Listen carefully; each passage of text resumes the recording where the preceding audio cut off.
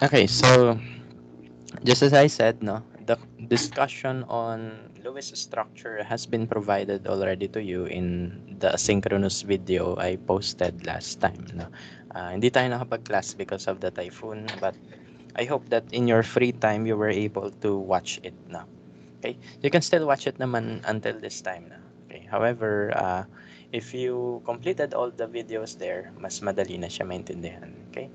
So sa ngayon, I will just answer some examples again. No? So most of them have been answered na sa video.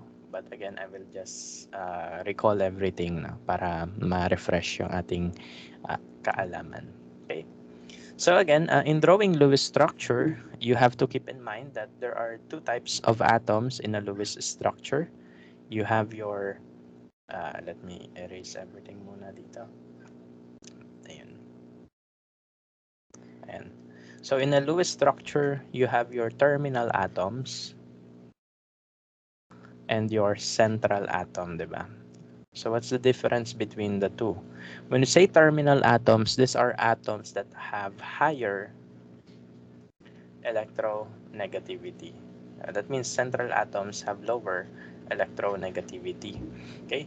So why is that na? Kasi if yung isang atom ay mataas yung electronegativity niya, it means it will not share the electron with other atoms. Okay? So that means terminal atoms na, yung mga higher electronegativity, they cannot be the central. Okay?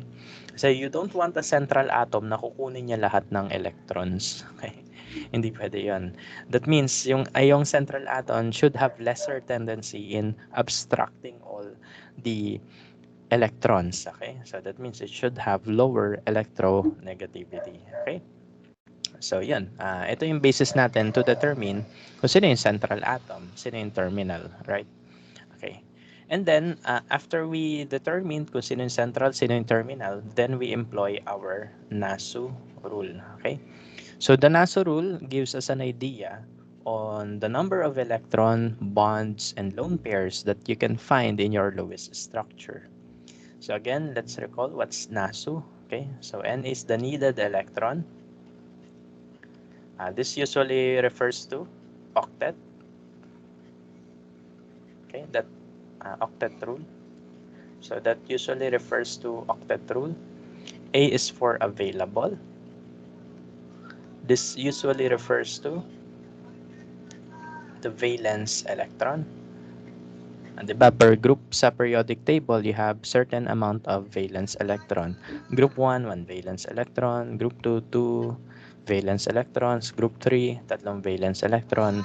Up to group 8, no, walong valence electron. Okay, and then S is the shared electrons. The formula for shared is N minus A. Okay, if you divide it by 2, you will get the number of chemical bonds you can see. Okay? And take note that for every chemical bond, there are 2 electrons. Diba? Okay, so that's the shared electrons. And then U is the unshared. That's the unshared electron.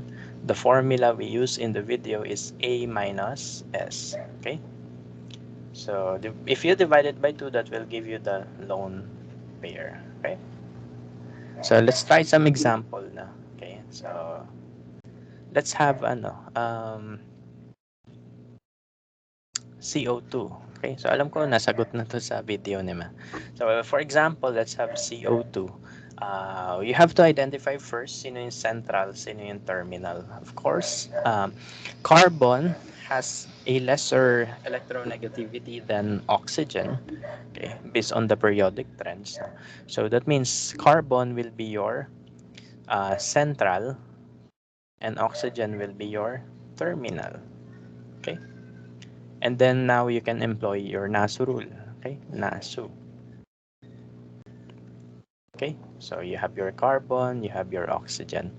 So since carbon is in the second period, no, nasa second row siya sa periodic table, then it should follow the octet rule. Okay, so 8 ang needed electron. Okay. Basta magpa-follow ng octet rule, 8 yung number na ilalagay mo. For oxygen, it is also in the second period. So that means it should follow the octet rule. Times 2 kasi dalawa yon. Okay? Dalawa yung oxygen mo. So again, needed is usually 8. Okay? 8 siya for elements that are in the second period pababa. Okay? That refers to the octet rule. So let's add them up. So this is 16 plus 8, 8, 16, 24 electrons. Just number na lang. So there are 24 electrons needed no, in our structure.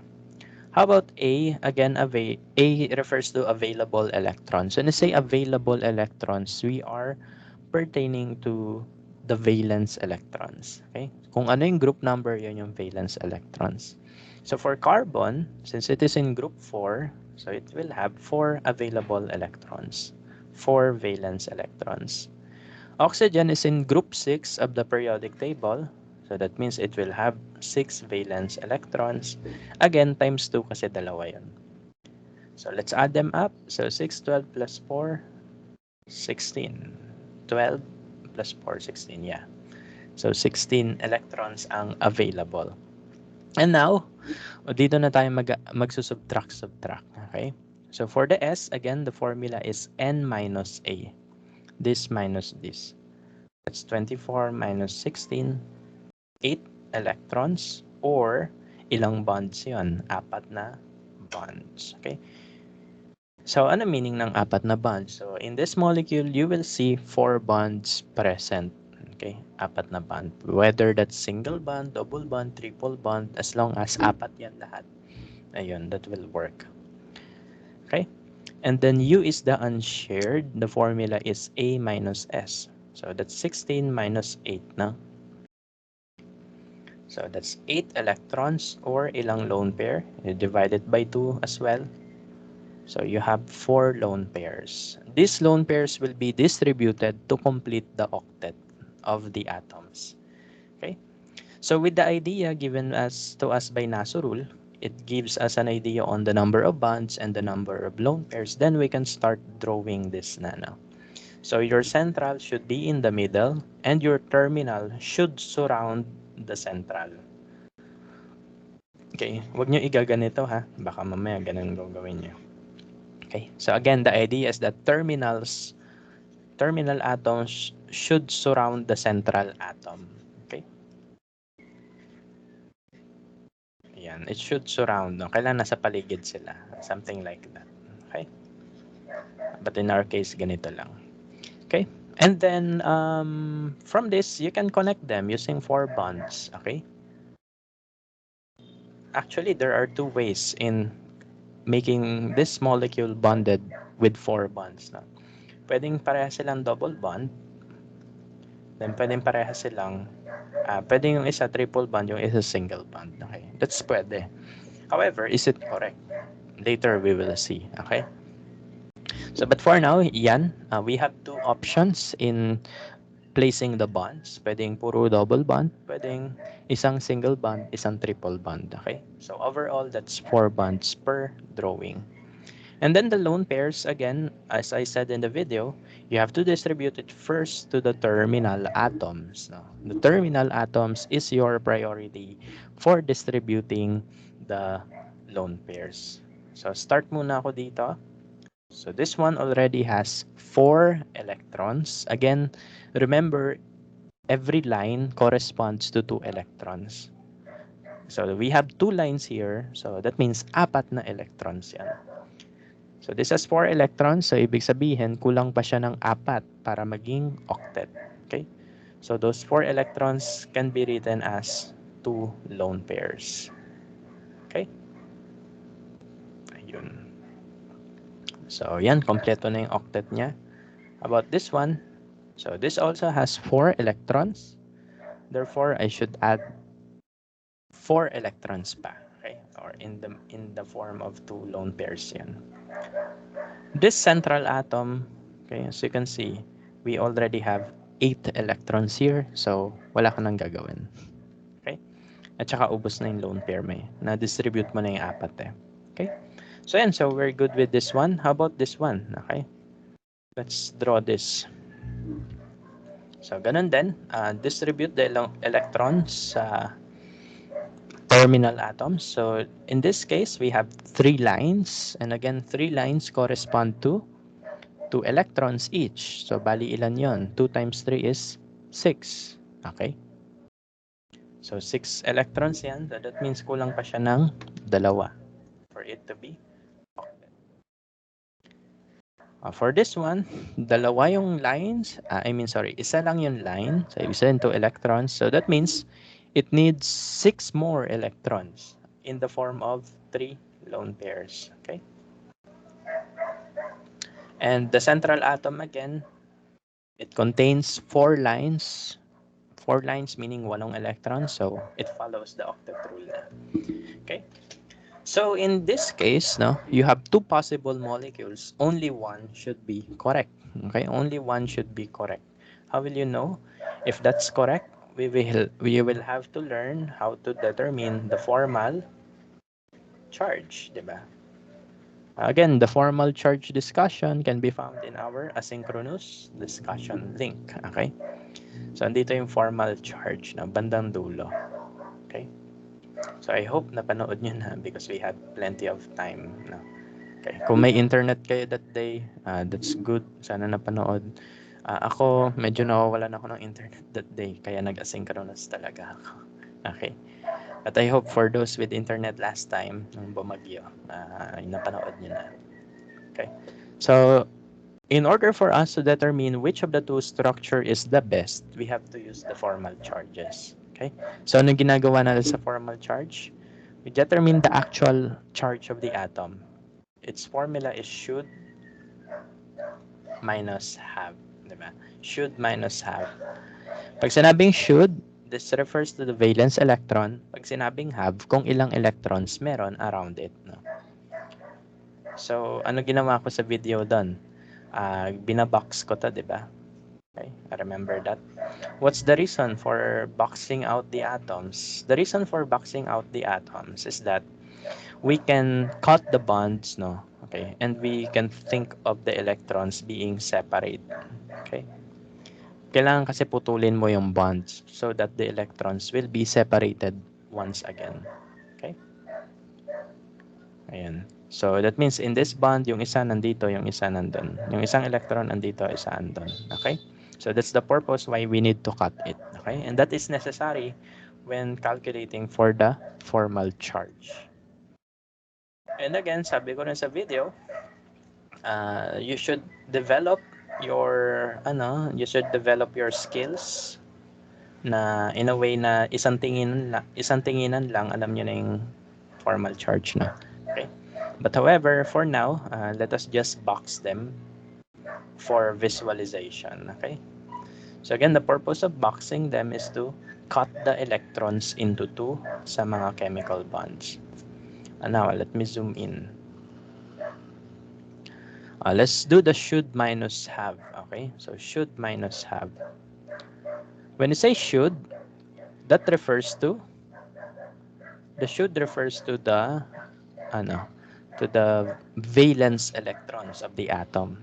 So ilan dapat meron si oxygen? 6. Bakit? Kasi nasa group 6 siya. Ilan yung have niya? Bilangin mo ilan nasa box. So 1, 2, 3, 4, 5, 6. So the formal charge of this oxygen atom is 0. How about this atom here? So it has yung should niya, 4 kasi nasa group 4 siya. Have, ilan tuldok meron sa kanya sa loob ng box? 1, 2, 3, 4. So still 0. And then for the last oxygen here, should is 6 kasi nasa group 6 siya. Have is 6 then. 1, 2, 3, 4, 5, 6. So that's 0. So as you can see, for this drawing here, we do not have any formal charge. For the molecule below, let's check kung may formal charge. Okay? Ako, by just looking, I know may mga formal charge yan. Okay? So I hope that you will develop that skill. Okay? By the way, parang dumami tayo. Ilan tayo? Hindi, tama lang pala yung number natin. Okay. So anyway, so yan. So, you should develop the skill na yung isang tingin mo lang nahahati mo na yung bond. Okay? So, pero anyway, if hindi kaya pa, that's fine. Ako, I still do this, this hati-hati ng line minsan talaga. Okay? Especially kapag, medyo disoriented ako. Okay? However, over time, you will develop the skill, no? Isang tingin mo lang, makikita mo na yung electrons kung nasan sila. Okay? So again, oxygen should is 6 kasi group 6 siya. Have ilan? Bilangin mo ilang dots nasa loob ng box. 1, 2, 3, 4, 5. So this one has a positive 1 charge. Okay. For the carbon, so should is 4, have is 4 then. 1, 2, 3, 4. So 0 formal charge niya. And then lastly, for this oxygen right here, should is 6 pa rin kasi group 6 si oxygen. Have, ilan yung have? Ilan dots meron siya? 1, 2, 3, 4, 5, 6, 7. So that's negative 1. Okay? So according to the video I sent you, no, yung aking discussion dati. So sabi ko doon, no, if you have formal charges, that there is a possibility that your structure is incorrect. Okay? So as much as possible kasi we want a molecule to be neutral. When you say neutral, 0 yung formal charges. No? As much as possible, that is what we want in our Lewis structures. Between the two, sino yung better? Edi obviously, itong nasa taas. Okay? So the structure above is better than the structure below because this one on above, meron siyang wala siyang formal charges. Puro 0 yung formal charge niya. Ito kasi, nasa baba, may mga formal charges. Okay? So again, yun yung sinabi dito sa rule sa ating handouts sa video. Okay. Dito sa handouts natin, sabi dito that, nasan yung formal charge? Ayan, sabi dito sa formal charge, okay, I think may copy na kayo natin, no? Anyway, nasa video naman din. Okay, sabi natin dito, for molecules, Lewis structure that have no formal charge are preferable. Mas gusto natin yung walang formal charge. No? So, between our two structures here, sila yung walang formal charge, ito nasa taas. So, yeah, this is better. However, there will be times na mayroong formal charge talaga. Okay? So in case na may formal charge talaga, you have to avoid big charges such as positive 2, positive 3, negative 2, negative 3. You don't want that. Ang pwede pa is negative 1, 0, 1. Pero kung kaya lahat sila maging 0, that's better. Another rule is that more electronegative atoms should have negative charges. Okay? So in our case, yung oxygen, okay lang magka-negative 1. However, if it bears a positive 1 charge, it's not okay. Okay? Hindi pwede yan. Okay? So this is indeed very wrong. Okay? Very wrong talaga yan. Because the more electronegative atom bears a positive charge, okay lang sana kung si carbon eh. But it is oxygen. So, yeah, this is really wrong. Okay? So, ganun yung ating idea. Ito, pinakita ko yung example sa inyo dito. For the CHO, no, ang drawing niyan is this one. Ayan. So, it should not be drawn this way. It should not be drawn this way. Ayan.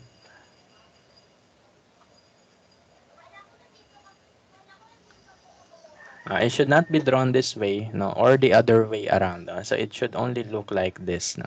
Okay? So more details napakita ko na naman sa video discussion natin. Okay? So if you have not watched that yet, I highly recommend you to watch it, no. That is to compensate yung ating session last time na hindi na push through dahil sa bagyo. Okay? However, we have to watch that talaga. Okay? So, yun. For the nitrite ion, we still do the same thing. Okay? Alam ko, sinagutan ko ito. Doon, no? Okay? For the nitrite ion, NO2 minus. We do the NASU. Okay, so these are period 2 elements. Nasa row 2 sila. So that means 8 for nitrogen and 8 for oxygen. No? So they all follow the octet. No? Umbrahin ko nga ito. Yan. Okay, so nitrogen and oxygen do follow octet rule. Okay, so 8, 16, 24. Available nitrogen is in group 5. Okay, oxygen is in group 6 times 2. So ilan to? 12 plus 5, 17. However, if you have a charge, no? If you have a charge, you have to include that, no? Okay? Kapag negative yung charge mo, it means may extra electron ka. So, ibig sabihin, since this one is negative 1 in charge, no? Negative 1 yung charge niya, ibig sabihin, may isa tayong extra electron. Okay? So, kapag may charge yung iyong molecule, that means you have an extra electron. Okay? So, overall, that's 18. So, and then for S, that's N minus A, 24 minus 18. Ilan yun? 6 or 3 bonds. Okay? And then for S, that's 18 minus 6. No? Ilan to? 12 or 6 lone pair. Okay? And then you can start drawing your structure. So it should be written as ono, not no. Hindi ganyan. Hindi rin naman pwedeng un. Okay? So it should be written as ono. Okay? And then you draw the 3 bonds. Obviously, hindi pwede triple bond lahat yan. Wala kang matitira for the other. So one should be triple bond. I mean, one should be double bond, one should be single bond. And then the lone pairs has to be distributed accordingly. So dito, you have 2 electrons already. Okay, so that means you need 3 lone pairs. For this thing here, you have 4 electrons already, meaning you need 2 more lone pairs. And then for nitrogen, you have 6 electrons, so kulang ka pa ng 2 electron. So it should come in the form of lone pair. Okay, so as you can see, we have 3 bonds, the 6 lone pairs now, and now let's determine the formal charge.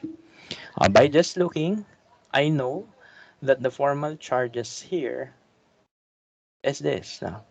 So this nitrogen, this oxygen here will have a negative 1 formal charge, while this one doesn't have any formal charge, neither this one as well. Okay, so again, by visual, sana ma-develop nyo yan. Okay, so ayun. So that's the structure of our nitrite ion. Okay, and then also in the second video na nandun sa canvas, no? Ito. I hope napanood nyo na talaga siya. No? However, nire-recall ko lang para maalala nyo yung mga nangyayari sa video. However, sabi natin dito that there is a resonance structure. No? When we say resonance structure, the electrons can flow. Okay, kasi baka isipin nyo, no? Is this molecule different than this one? Okay. Is this molecule different than this one? The answer is no. What just happened here is that yung electron natin, it flowed. Okay? Nag-flow yung electron from right, pumunta sa left. So, nagganyan na. Tawag natin dyan ay resonance structure wherein your electrons can flow. And in organic chemistry, that is very important because the presence of resonance structure gives us an idea if a molecule is stable. For example, in this molecule, we have benzene. The electrons can flow from here to there, here to there, and here to there. As they do that, the position of the double bonds shift. Okay?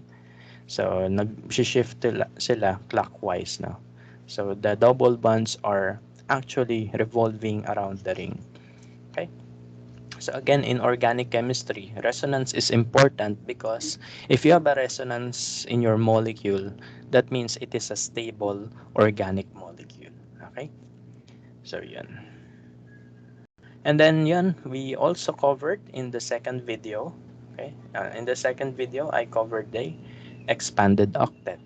So, I mean the exceptions to the octet rule. So there are 3 exceptions to the octet rule. So you have the incomplete octet.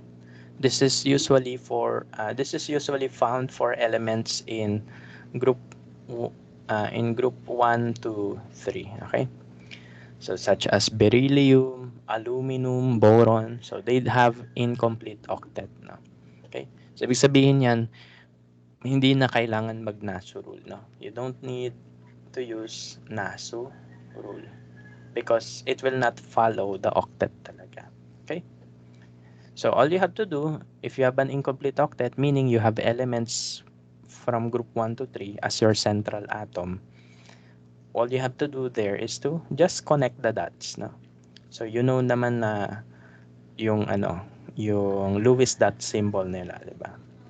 All you have to do is to just connect them na lang. Okay? Yun na yan, as is na yan. Okay, so that will happen if you have group 1 to 3 central atom. However, if you have group 4, pwede ka na mag-NASO rule. Okay? Okay, so the next one is the odd electron molecule. This is for nitrogen. Okay. O suppose yung suppose odd yung number of electrons na shared, di ba? Di ba yung shared electrons usually even number yan? Because if you divide it by 2, that will give you an idea kung ilan yung bonds na present. However, if that is not divisible by 2, ibig sabihin may remainder na isa, that means it is an odd electron. That extra electron is called a radical, and radicals are known to be very reactive. Okay? Sa body natin, no, when we are stressed, no, when we are not sleeping very well, the amount of radicals in our body increases. So that's why you really have to take a rest because that will help your body eliminate those free radicals. No? Okay. Kasi meron tayong tinatawag na oxidative stress sa body, no?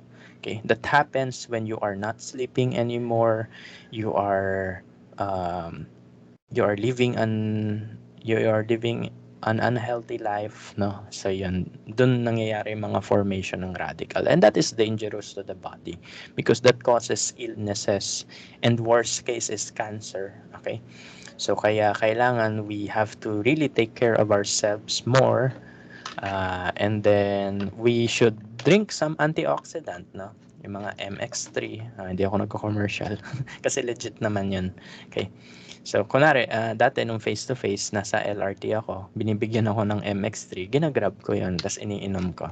Because those molecules, no, those organic medicines, no, sila, they have antioxidant properties. They remove the radicals in our body. Okay?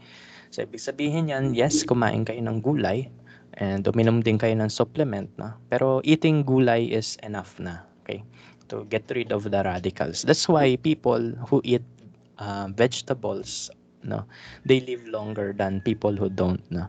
Tignan mo yung mga old people sa province, na pag nasa Metro Manila, the usual age dito, 'di ba, mga 60, 70, tas wala na.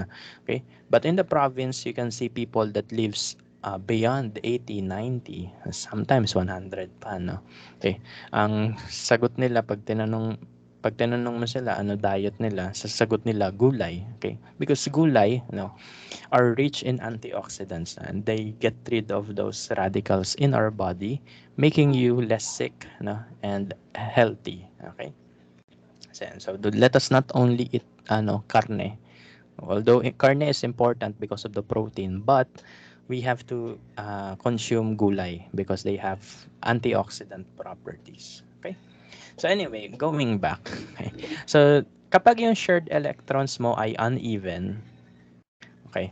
So if you have an odd shared electrons, ibig sabihin doon, one of them is a radical. Okay? So in the video, gawin ko uli, no? Let's try to draw the NASU rule for NO. Okay? So gawin ko uli na. Ayan. So let me do it again. Although pinakita ko yun sa video. For NO, nitrogen monoxide, if we do the NASU rule here, okay, so 8 dapat yan, 8 dapat to, so 16. This is group 5, this is group 6, so 11. As you can see, odd na agad, no? So 16 minus 11 is 5. So this is odd, no? If you divide it by 2, that's 2.5, no? Okay. So gawin mo ganito. If you have an odd number of shared electron, you split it into 2. Yung isa, reserve it for radical. And then the remaining even number will be your shared. Okay? This is in the form of 2 bonds. Okay? So ganun. Kapag may odd number ka, you split it agad. No? Isa for the radical, then yung natira, yun yung gagamitin mo sa bonding. And then there, you proceed. 11 minus 5 is 6 or 3 lone pairs. Okay? So let's try to draw it again. Okay? So napakita ko na sa video pero daanan uli natin. So for NO, you have 2 bonds. Okay? And then you have 3 lone pairs. Kay oxygen muna because this is the terminal atom. So oxygen needs 2 lone pair. Nitrogen, dun mapupunta yung isang lone pair. How about the radical, the extra radical? Okay. Usually, the radicals are placed kay nitrogen. Okay. So, yan. So, this is the structure of nitrogen monoxide. Okay. So, ito yung nitrogen monoxide. So, as you can see, nitrogen monoxide has a radical. Okay. So, yun yung odd electron natin. Okay. So, ganun lang. Usually, if you have a nitrogen molecule, baka mag-ano siya, baka maging odd electron. So, you have to be very careful. Okay? So, that's why kapag may mga charge yan, you have to indicate it here as well. Okay? Kasi pag hindi mo na-indicate yung charge, kunwari negative yan, meaning extra electron yan. Okay? Pag hindi mo kasi na-account yung charges, baka magkamali ka. Baka isipin mo radical yun, pero in reality, that's not. Okay? So, again, for you to be very familiar, I answered lots of exercises here in this video, so I hope that you watch them all. Okay? Kasi ang dami kong sinugutan dun. Okay? So, yan lang. Okay? And kung titignan nyo, formal charge-wise, these two atoms doesn't have any formal charge, meaning this molecule is relatively stable. Okay? And this actually exists. No? If this mixes in water in the air, okay, ito yung ginagawa ng radical sa hangin. Okay. So, di ba we have water molecules in the atmosphere. If you react it with nitrogen monoxide, what forms is kakaroon ka ng nitric acid. Okay. And nitric acid is one of the major components of acid rain. Okay. And acid rains are usually prevalent in urbanized cities such as Metro Manila. So nakikita nyo yung kulay brown, no, over Metro Manila when you're in Tagaytay. Those are pollutants that contain molecules such as nitrogen monoxide, nitrogen dioxide, sulfur dioxide, no, all those things. No. So all those pollution blanket that hovers around Metro Manila, no, when it reacts to water molecules in the air, naging acidic yung rain. Okay? So that's why it's very unhealthy to live here in Metro Manila. Okay? So ganun. So yun lang. But in province, that's not a problem naman. Okay? And lastly, I discussed this thing, expanded octet. So kailan uli nangyari yung expanded octet? When you have a third period element, no? When your element contains d orbitals, no? Doon sa mga students ko sa lectures, nasabi ko sa lecture, ang mga elements in the transition metal, okay, usually with a d orbital, they are very stubborn. No? Hindi sila masunod sa rules. Okay? So one evidence of that is itong expanded octet. No? Usually, they can go further than 8 electrons. Kaya nga expanded. Bakit? Because the electrons can hold up to 10 electrons. Okay? Ang ginagawa kasi natin, bakit may octet rule? Okay. Pag may octet rule, we are filling up the s and the p orbital. Dalawa sa s, 6 sa p, kaya 8 yan in total. However, if you have a d orbital, that means you can collect up to 18 electrons, no? Up to 18 electrons yung kaya ng atom mo. Okay? So, how will you know if you have an expanded octet? You will know if you have an expanded octet if you have a central atom that is in the third period pababa. For example, sulfur. Okay? So again, if you have a central atom that is in third period pababa, so ito yun,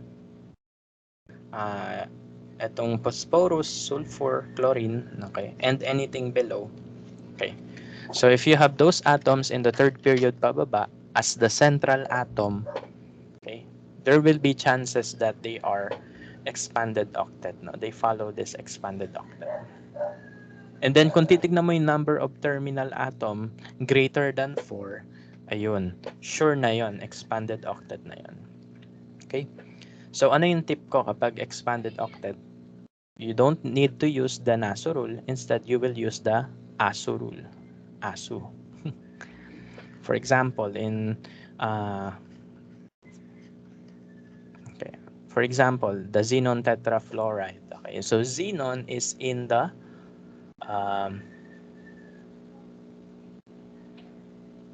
fifth period na. So nasa fifth period siya sa periodic table. So most likely expanded octet yan. So ganun. Since this is expanded octet, you will need to use the ASU rule. Hindi na NASU, no?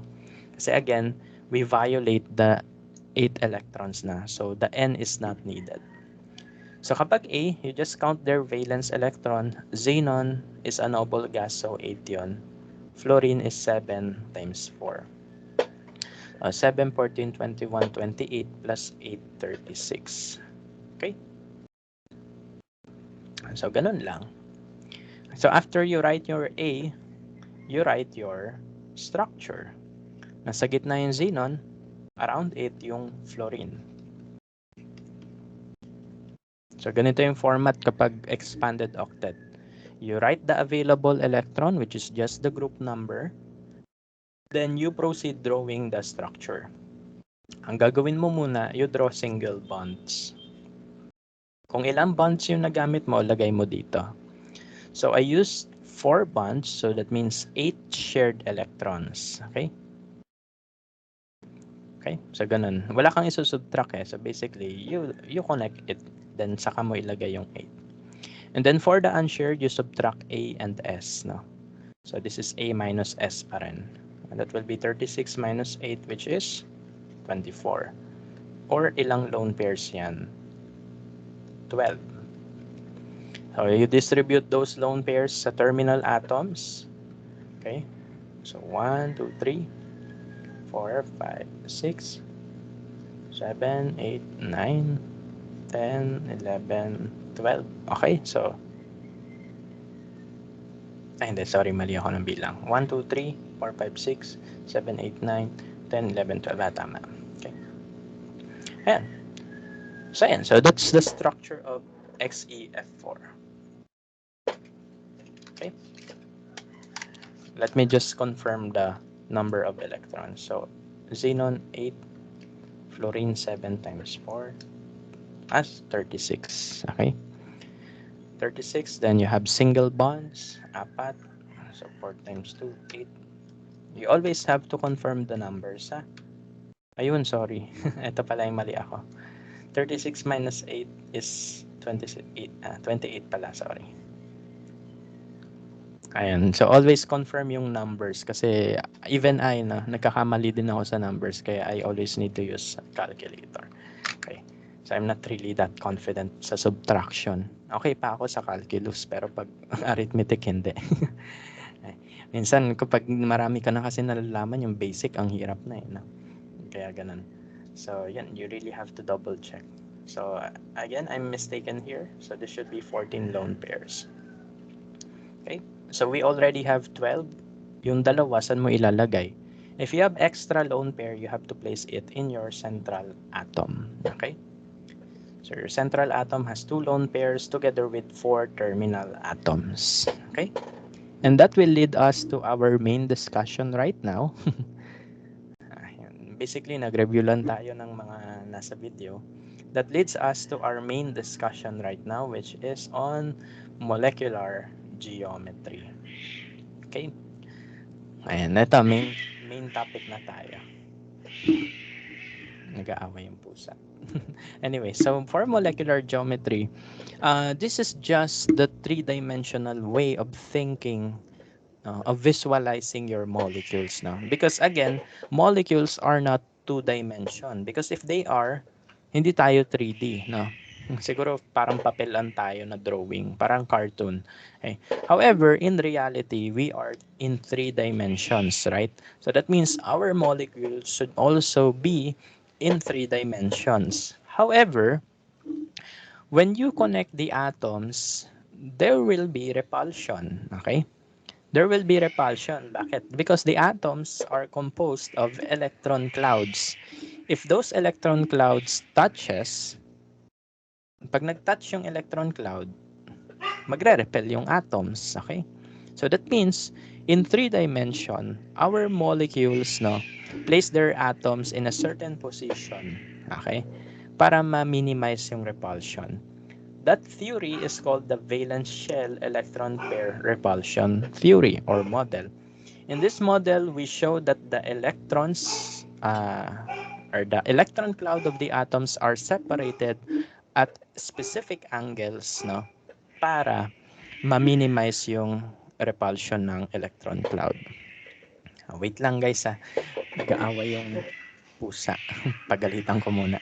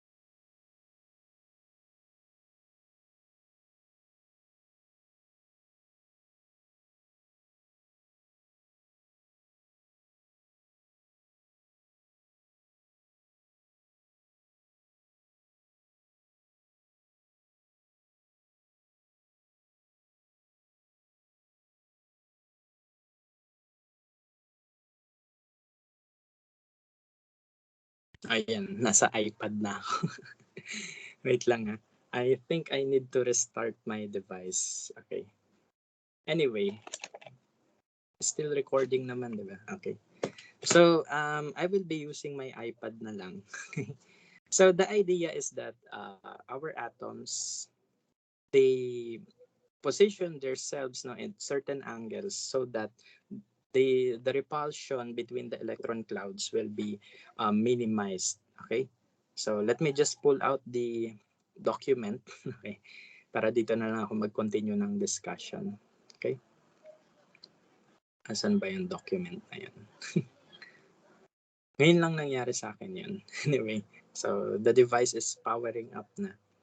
And then we will resume our discussion there. But for now, let me just pull out my files. Okay. Ba't kaya naging ganun yan? Materials, GenChem, lecture guide.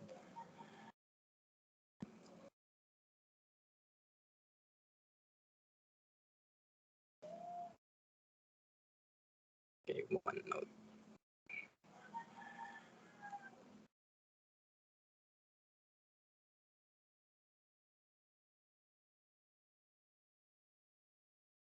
Okay, so I'll screen share na. Okay. So I'll share my screen dito sa iPad. Shares.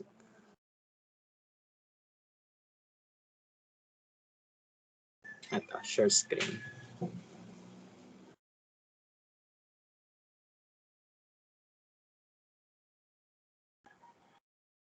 Okay, so yan, you can now see my screen, obviously. So I will continue the discussion while the device is powering up. So ayun na nga, sabi ko that our atoms are positioned in a way that the electrons are not repelling one another. Okay, so that theory is called the valence shell electron pair repulsion theory, or the Visepar theory. The Visepar theory. Okay, so yun yung idea. So,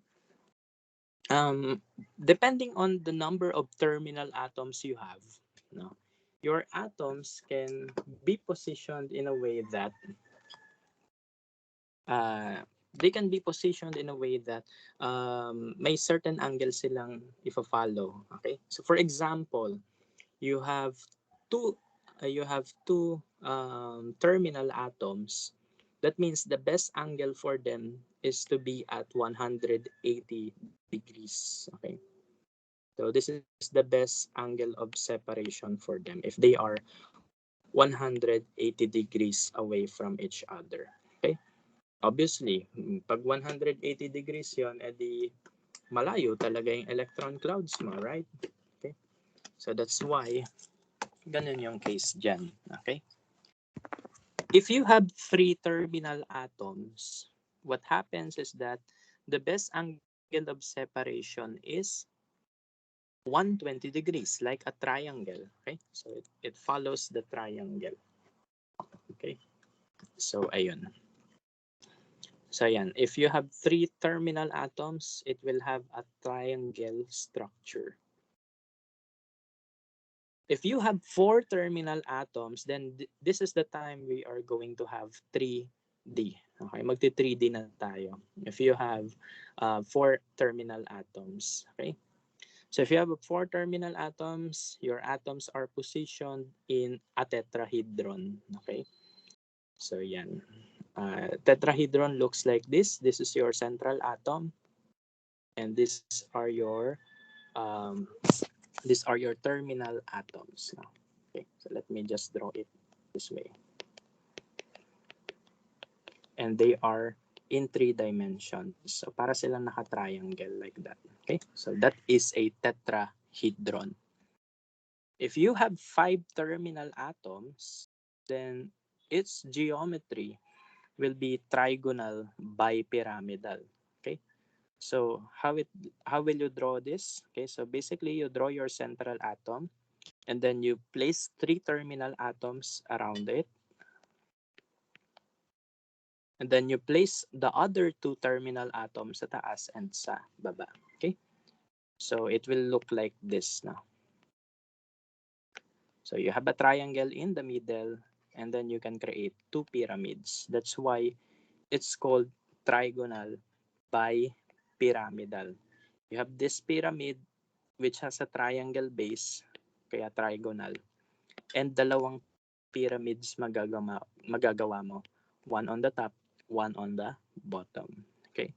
So that's the trigonal bipyramidal if you have 5 terminal atoms. Okay? Apparently, my laptop is still is still not working well. So I will just close it muna. So I'll continue the discussion here sa iPad. Pag may concern kayo, gamit kayong microphone. Hindi ko kasi nakikita yung chat niya. Kayo ba yung nag-chat? Baka sa iba yun. Sorry, sa iba pala. Okay. So kapag may concerns, mag-mic kayo. Hindi ko kayo nakikita. If you have 6 terminal atoms around your central atom, then your geometry is octahedral. Okay, so another term for octahedral is square by pyramidal. That's square by pyramidal. Paano siya naging square by pyramidal? Oh, look at this. You have a square base.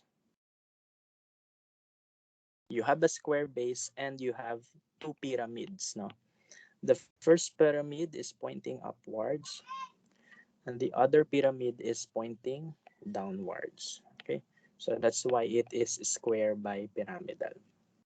Okay, so again, to summarize, two terminal atoms, linear. The angle of separation is 180 degrees. Three terminal atoms, that's trigonal planar. The angle of separation is 120 degrees.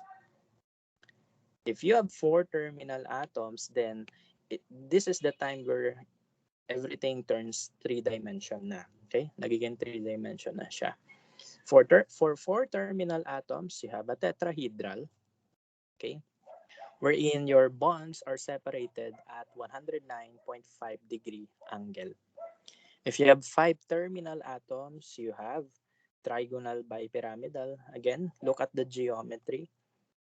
In this equator, you have 3 atoms positioned here. So this is atoms. These are atoms. And then the other 2 will be pointed upwards and downwards. Okay? So dyan tayo nakagawa ng trigonal bipyramidal. Okay? 3 on the equator, then isa sa taas, isa sa baba. Okay? So that's how it looks like. So kumbaga, it is a hybrid of trigonal trigonal planar with vertices on top and bottom lang. Okay? You have to remember this. Kailangan kabisado nyo to. Okay, and then next one, we have the octahedral. Okay, wherein 4 atoms are located on your equator, and then the other 2 are located on top and on the bottom. Okay, so let's try to look into some examples. For example, the PTCL5, the PCL5, no. Let's try to think if this is if this is expanded octet. Una, phosphorus is below nitrogen, which is in the 3rd period. So that means there is a possibility that this will follow expanded octet. Okay? Kasi nasa 3rd period yung phosphorus eh.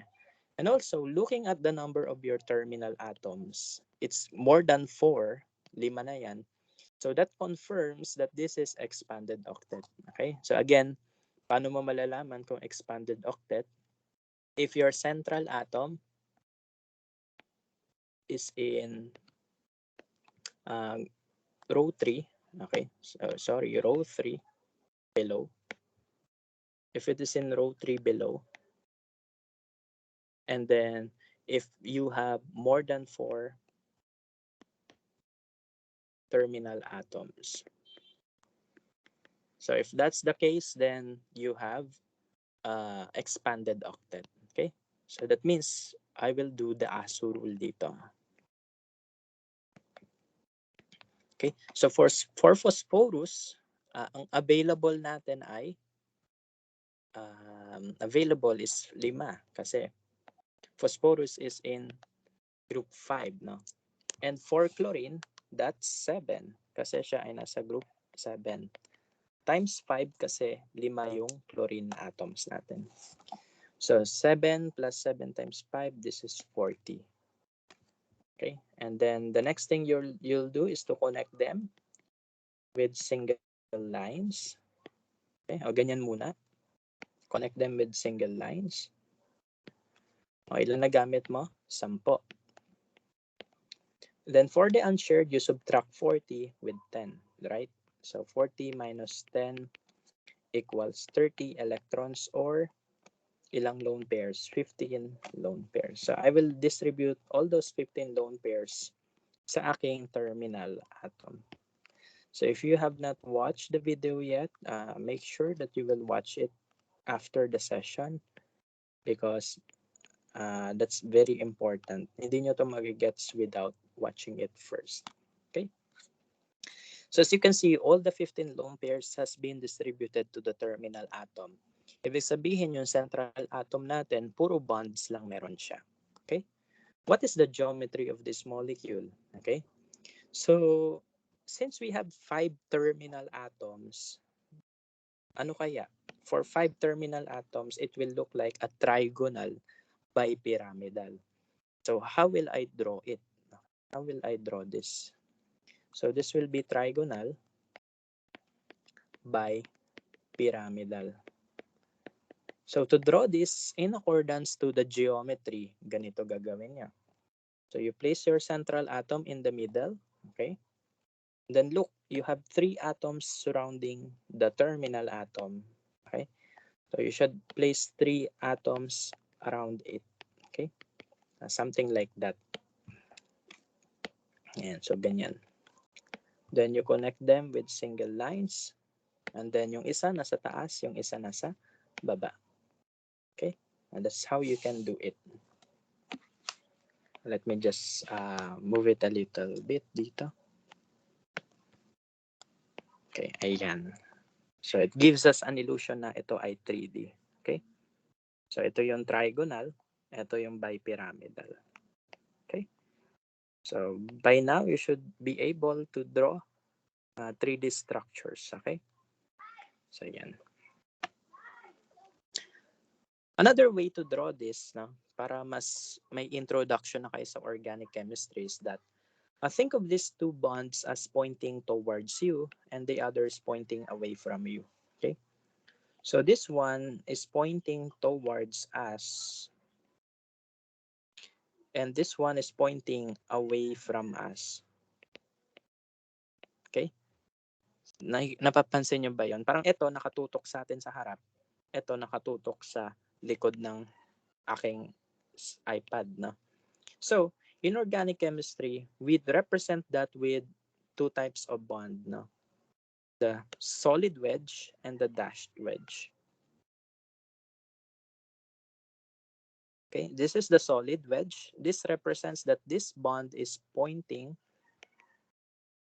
This is pointing towards me. Okay, so it is pointing towards me. Then yung nasa likod, I will represent it with a dash. Okay. So in organic chemistry, that dash wedge means that it is pointing away from me. Okay, so yan. So this is the better way of illustrating 3D molecules now.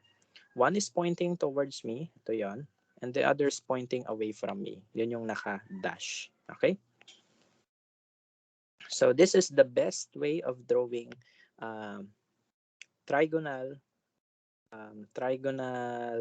bipyramidal in paper. Okay? So it gives you an illusion that this bond here is pointing towards me while the other is pointing away from me. Okay? So para 3D. Okay? Para mas makita nyo talaga yung 3D na triangle. Okay? So yan.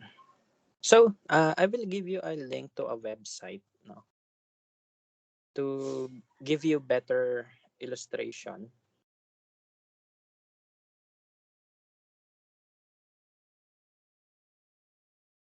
Even my iPad is also acting up.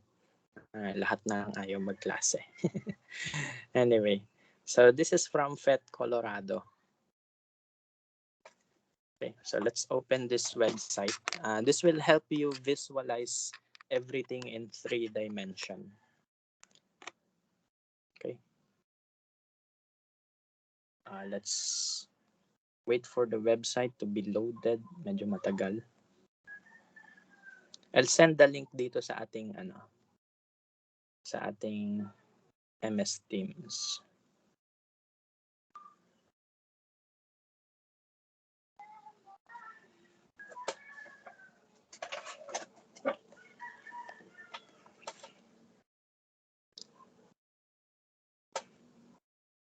I think mas mabilis kapag sinearch ko yung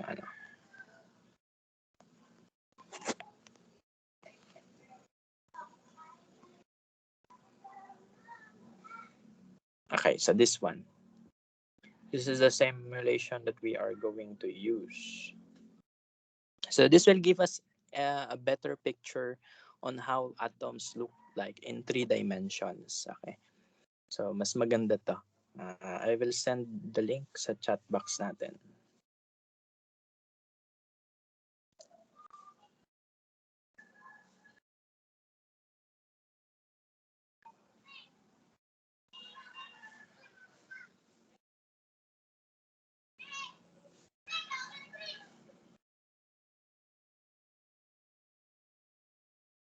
Medyo matagal na mag-load. Okay, so I think it is now loaded.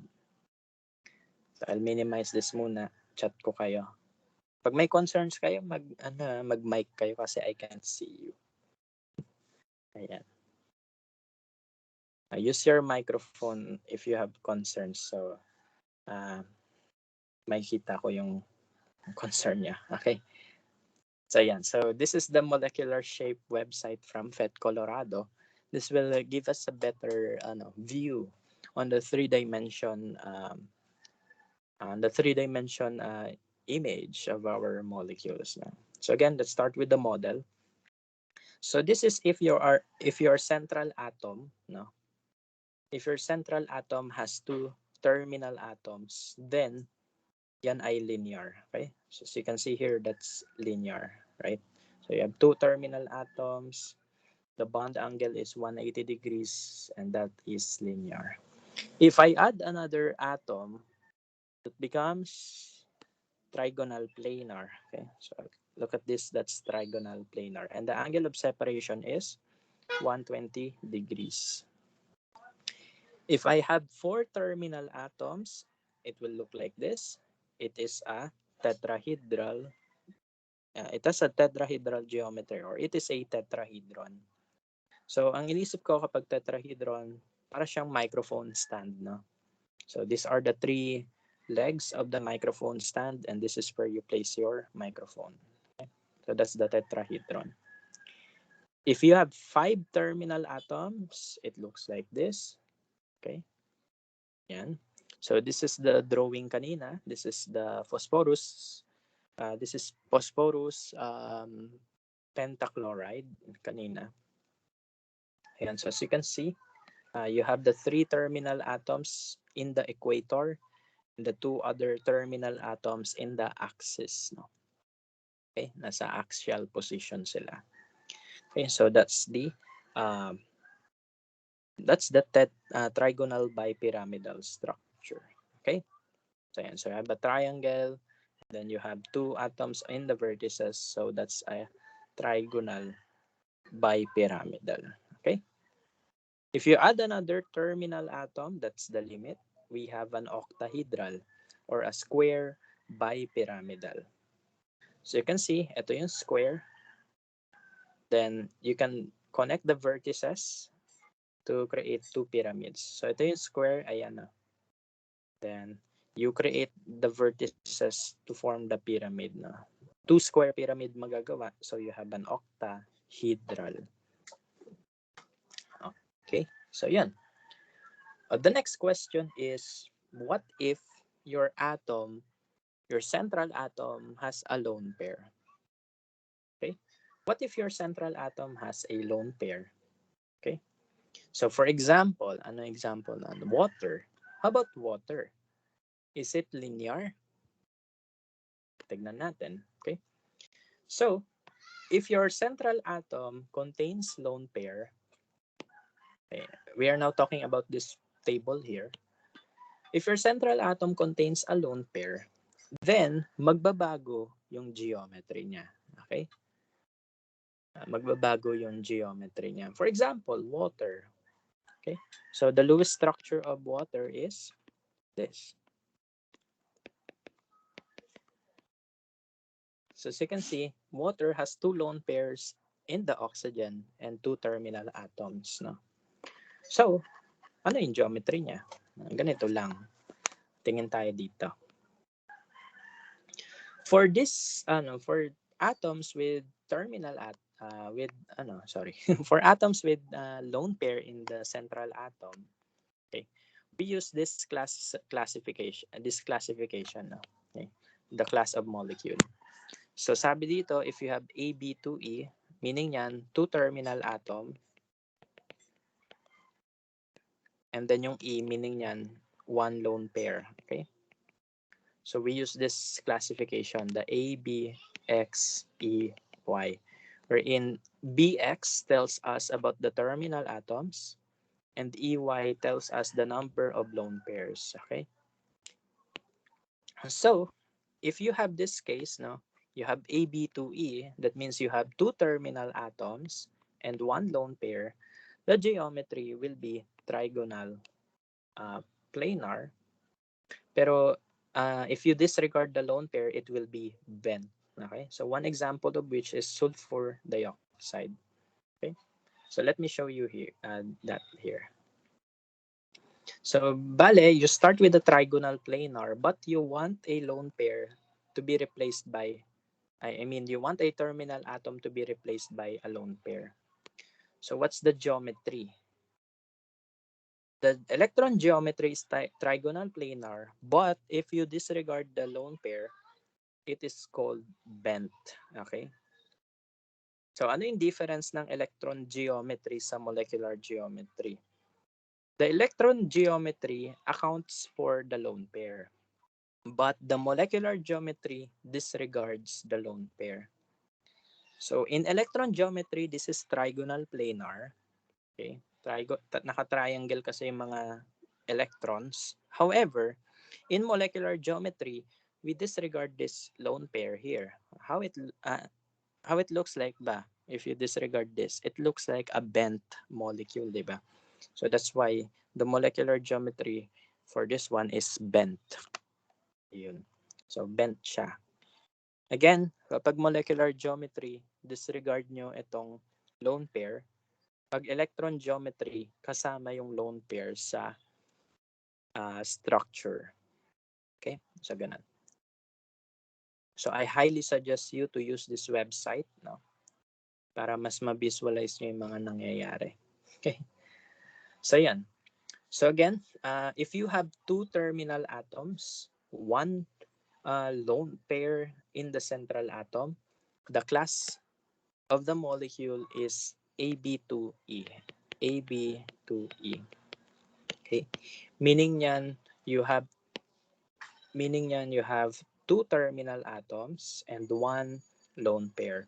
Its geometry is bent. Okay? Example of which is sulfur dioxide. Okay, let's proceed.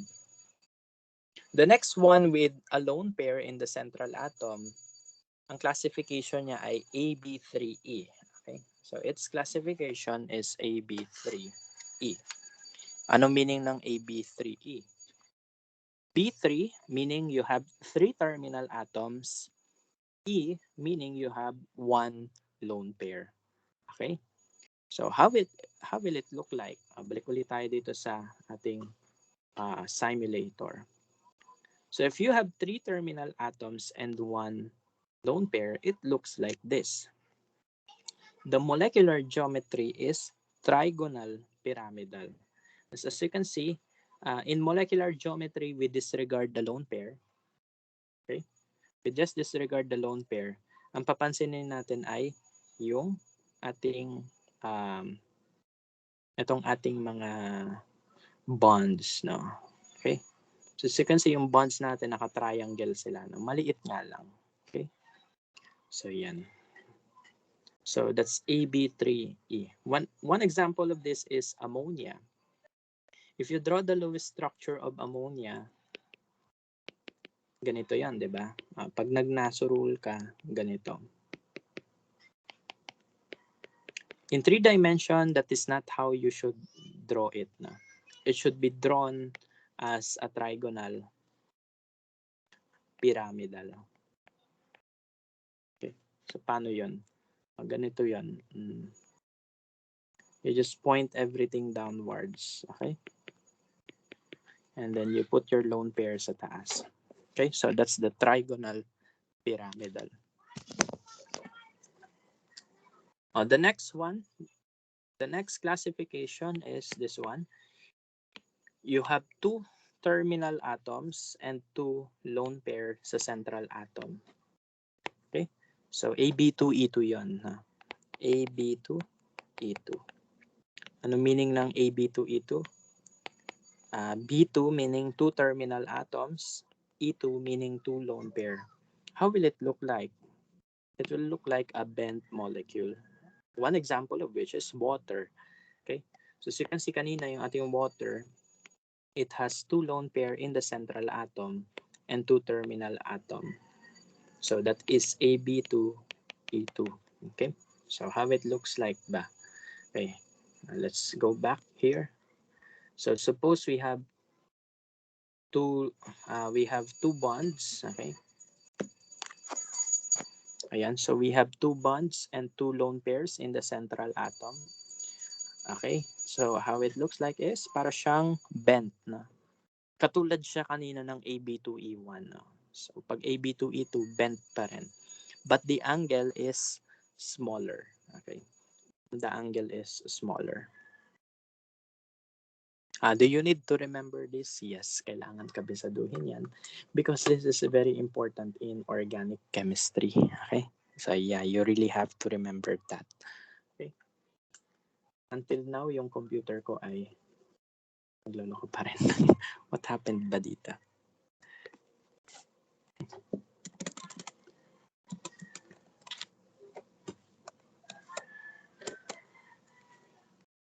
Anyway, mamaya ko na ayusin. Okay, so ayan. What's next? Ano ba susunod natin? Okay, so kung hindi nyo makabisado, okay lang naman tumingin dito sa document, ha? Kung hindi makabisado, tingin na lang kayo sa document. That's fine with me. Okay, but I hope that over time you will memorize it. No? Okay, so anyway. So the next thing is this one, the AB4E. Meaning yan, you have 4 terminal atoms. No? AB4E. You have 4 terminal atoms and then 1 lone pair in your central atom. How will it look like daw? Sabi dito, it looks like a distorted tetrahedron. Okay? Or seesaw. Okay? So let me show you that thing. Punta tayo dito. So that's AB4E. So remember, if yung ating lone pair ay bond, that is trigonal bipyramidal. But let us try to replace one of the bonds with lone pair. Now, how it looks like, hindi natin makita yung picture, no? However, if I rotate the molecule at this angle, dito nyo marirealize bakit seesaw tawag sa kanya. Kasi look, para siyang seesaw. Okay? So kapag ganito, hindi mo makikita na seesaw siya. But if you rotate it at a different angle, then dun mo makikita na, yeah, seesaw nga siya. Okay? So there could be 2 people here, no? Ayun. Na naglalaro, ganun.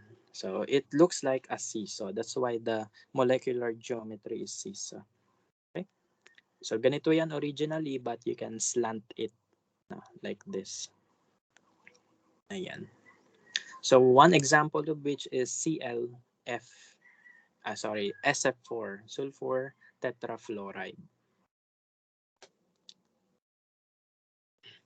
Okay, and next one,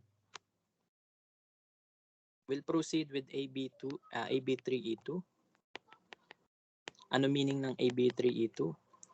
B3 meaning you have 3 terminal atoms, and E2 you have 2 lone pairs. So ano daw itsura? Sabi dyan, T-shape. Okay, naka-T-shape siya. Let me show you. Okay. Okay. So from this, tanggalan natin siya ng isa pang bond, palitan natin ng lone pair. So how it looks like is para daw siyang T-shape. Okay. So yan. So islant mo lang siya, it's T-shape, no? As you can see, you have 3 terminal atoms connected to your central atom. Then you have your 2 lone pairs connected to the central atom. AB3E2. Okay? So the geometry is T-shape kasi letter T siya. Okay? So ganun lang ka-simple.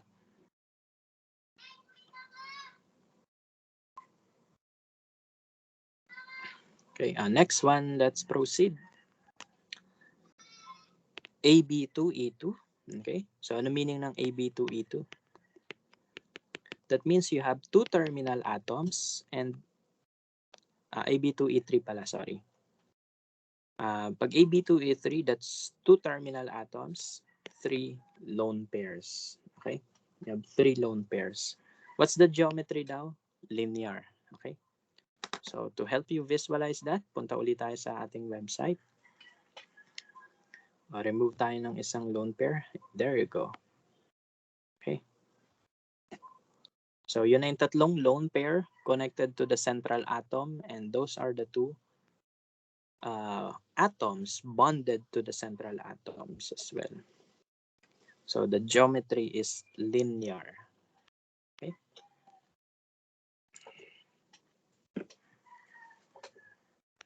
Okay, and last two, we have AB5E. So AB5E, ano meaning niyan? You have 5 terminal atom, 1 lone pair. So let us use the website to help us visualize it better. You have 5 terminal atoms and 1 lone pair. Okay. So there you go. You have 5 terminal atom, 1 lone pair. How it looks like? Ano kaya itsura niya? Ang itsura niya ay square pyramidal. Okay, so you can see the square here. Ayan, the square.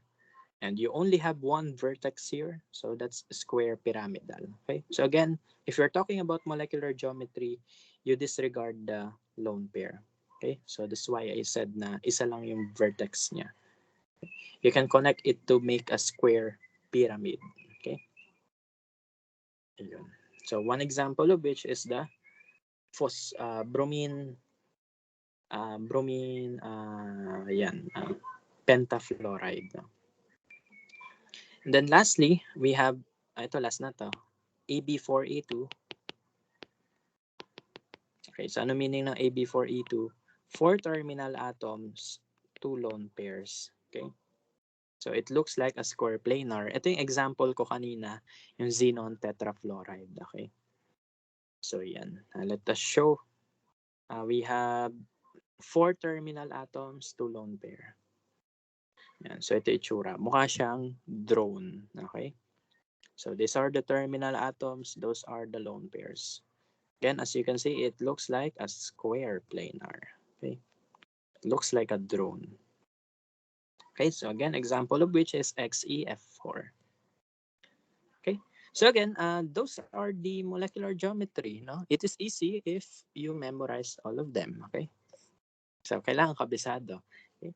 But it's okay lang naman if it will take you some time in order for you to memorize it, no? But I hope that you memorize this very well kasi magagamit nyo to sa org chem. Okay? So for this part of the session, I will draw the following molecules and determine their geometries. Okay?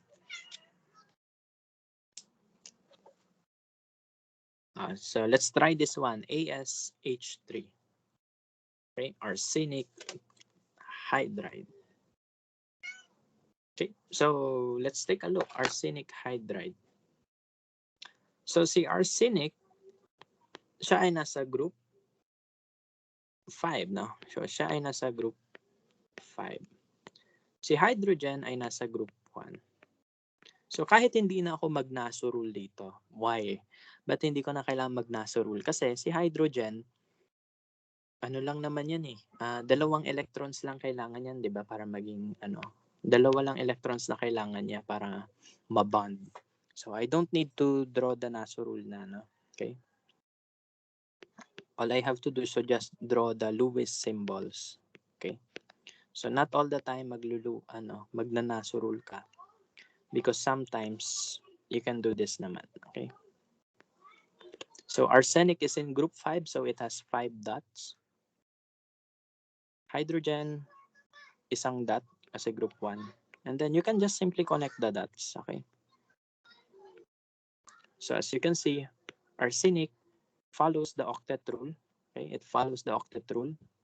While hydrogen does not follow the octet rule. Let me check. Sa inyo ba itong chat box? Ay, sorry, sa iba pala. Anyway. Ayan, naka-hide yung notif para hindi nyo makita. Okay, so anyway, so that's the structure of AsH3. Okay. So now, what's the geometry? Okay, what's the geometry? Let's use the patterns. A for the central, B for the terminal, E for the lone pair. Okay, let's take a look. This is your central. These are your terminals. And this is your lone pair in the central atom. So A, B3, E. Okay? Pwede mo lagay yung 1. Okay lang. Okay lang kahit wala. Okay na yung AB3E. Okay? Kung hindi kabisado, tingin tayo dito sa taas. What's AB3E? Okay? AB3 is trigonal pyramidal. Okay? So sabi doon, trigonal pyramidal. So ibig sabihin, this is trigonal pyramidal. So I should show the molecule as this now. Yung hydrogens, they are pointing downwards. And the lone pair should be pointing upward. Okay? So that's the trigonal pyramidal. Okay? So ito yung triangle. Oh.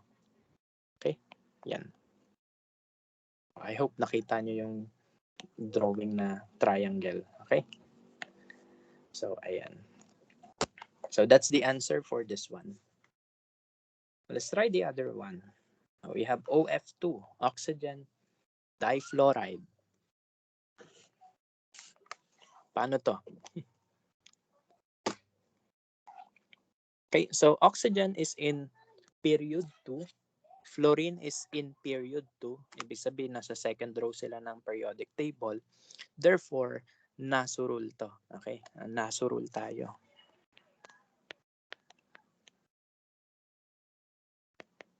For oxygen, needed, octet yan.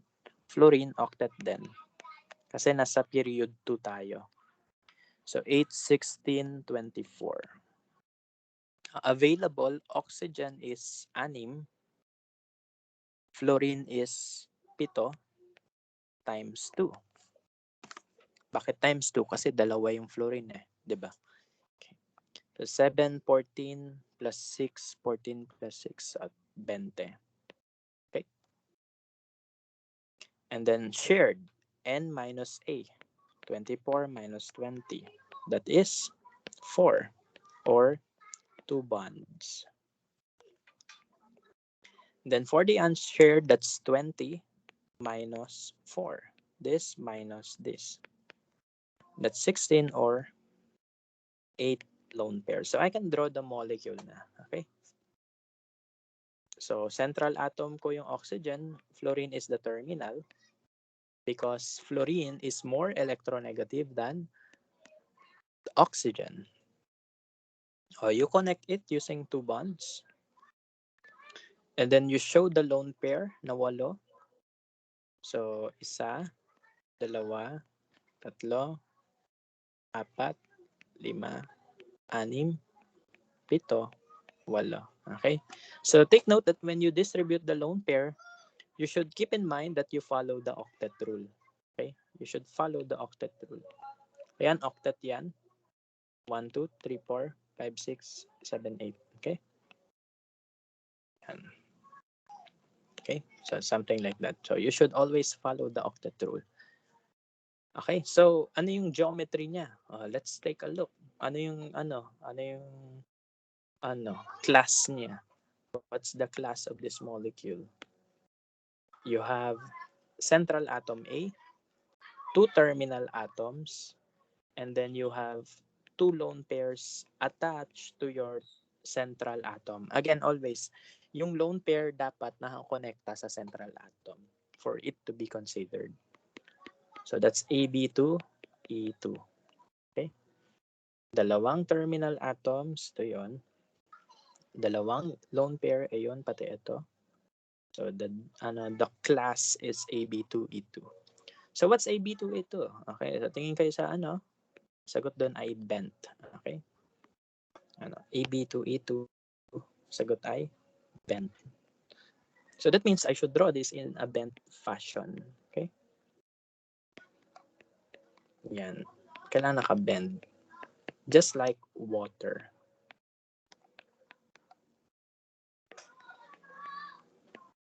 Okay? So yan, naka-bend. Okay lang kahit hindi maganda yung pagka-bend, basta kita yung bend. Okay? Yan, something like that. I will skip this one. Okay, so ito, sagutan natin. I3 minus. By the way, if you want to screenshot, ayan, you can take a screenshot. Pwede rin naman after the session, upload ko yung video sa YouTube. Umayos na tong laptop ko na to, na nagmamaganda pa rin. What happened kaya dito? May nakita ba kayong multo kanina? Anyway, so ayan. Anyway, so let's try to answer this one. Next one, I3 minus. This is triiodide ion. So, iodine is in period 5. Okay, so it is in period 5 sa periodic table. Nasa baba siya. So that means it is expanded octet. So hindi na ako magna-NASU rule. Instead, I will use the ASU rule. Expanded octet kasi siya. Okay, so available electron for iodine, that's 7 kasi nasa group 7 siya. However, take a look. May charge ka, May charge, -1. So, ibig sabihin, may sobra kang electron. Okay? +1 excess electron. So, ilan yan in total? 7, 14, 21, +1, 22 electrons. Okay? So, ganun lang. Next one. Pag ASU rule, proceed ka sa pag-draw ng structure. O yung iodine, magkakatabi lang. Single lines lang muna. So in those single lines, ilang electron na gamit? 4. Okay? So we used 4 electrons. And then for the unshared, that's 22 minus 4. Ilan yon? 18. Or 9 lone pairs. So the 9 lone pairs should be distributed sa terminal atoms bago sa central. So 1, 2, 3, 4, 5, 6, 7, 8, 9. What's the geometry? Let's take a look again into the class. So this is central atom. We have 2 terminal atoms, and then we have 3 lone pairs attached to the central atom. So the class is AB2E3. So what's AB2E3? That is linear. Okay? Kung hindi kabisado, titingin ulit tayo dito. AB2E3. And so this is AB2E3. It is indeed linear. And yun yung example natin kanina. Okay. So yeah, it is linear. So yan. So yan na yung pag-draw niya. Hindi na natin babaguhin. Okay. So that's how you apply the knowledge of Lewis structure with your molecular geometry, no? Okay.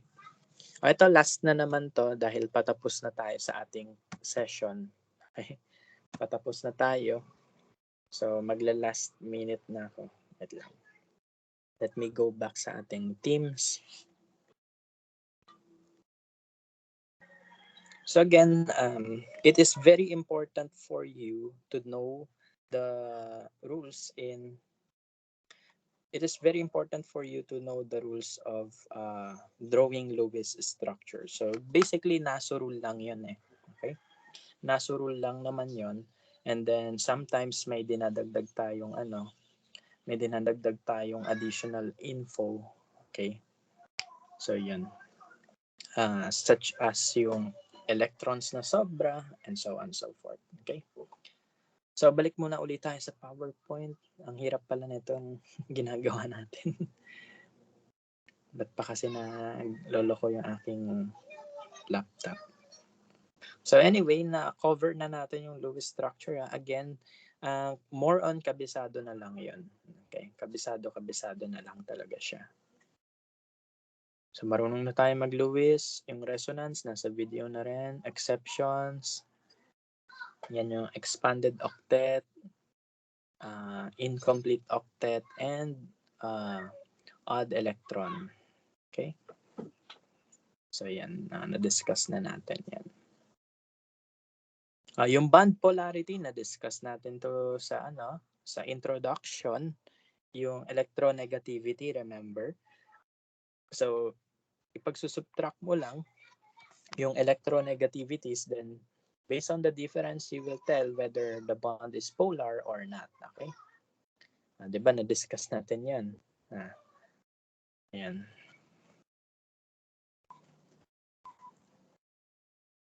Okay, so if you have less than 0.5 na electronegativity difference, that's a non-polar covalent bond. No? Ibig sabihin, kapag non-polar, the electron density is not being pulled to one place. No? Ano lang siya? Steady lang yung electrons. Pero if you have a polar covalent bond, then dun tayo nagkakaroon ng partial charges. No? Remember, dun ko in-end yung ating synchronous session last Monday, diba? So you have to recall that. Okay? So ayan. So yung electronegativity, I think may in-upload ako sa practice quiz sa Canvas na may electronegativity values. Okay? So until now I don't know what's wrong. Pero until now my computer is still stuck. Why is that? I don't know. Anyway, so ayan. Okay? So ipagsusubtract mo lang yon, just like what we did last Monday. Okay? And so in polar covalent bond, there is an uneven distribution of electron. So the more electronegative atom will bear more electrons, making it partial negative. And then the less electronegative atom will bear the partial positive charge. Okay? So the more electronegative the atom, partial negative siya. The less electronegative the atom, partial positive siya. Okay? That is if you have a polar bond. Okay, so one example of which is this hydrochloric acid.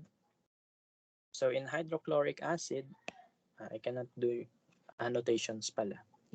So in hydrochloric acid, hydrogen has an electronegativity of 2.1, while chlorine has an electronegativity of 3.0. Okay. If you subtract that 2.1, 3.0, that's 0.9. Okay, so that's polar. Okay, so since polar yan, Cl will get most of the electron than the hydrogen, making Cl partial negative and the hydrogen partial positive. Okay? So, ayan. And then, ayan, na-discuss natin yung Vesper theory. Okay? Yung mga geometries, ayan. Something like that.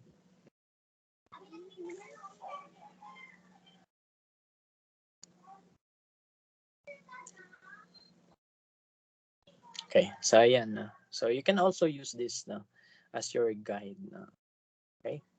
Yan.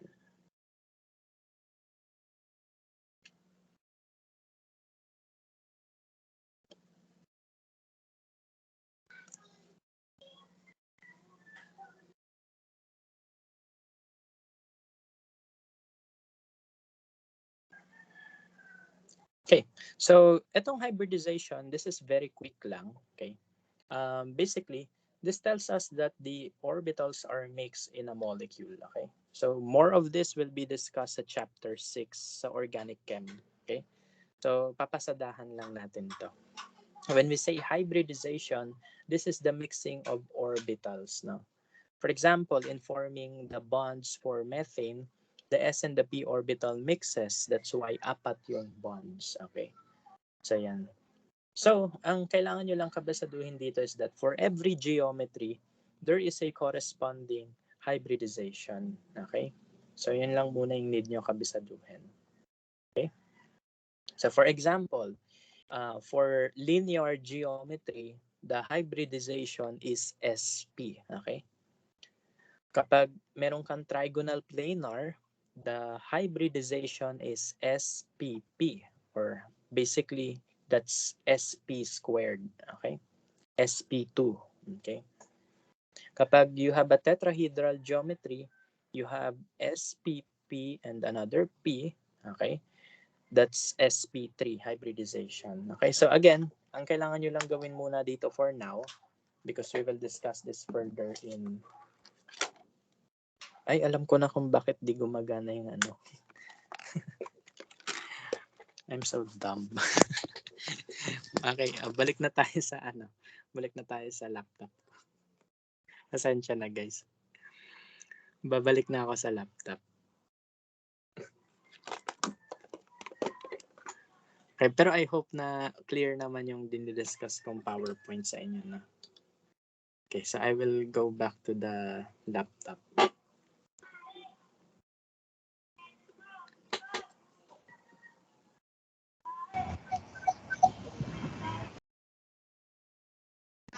Ayan.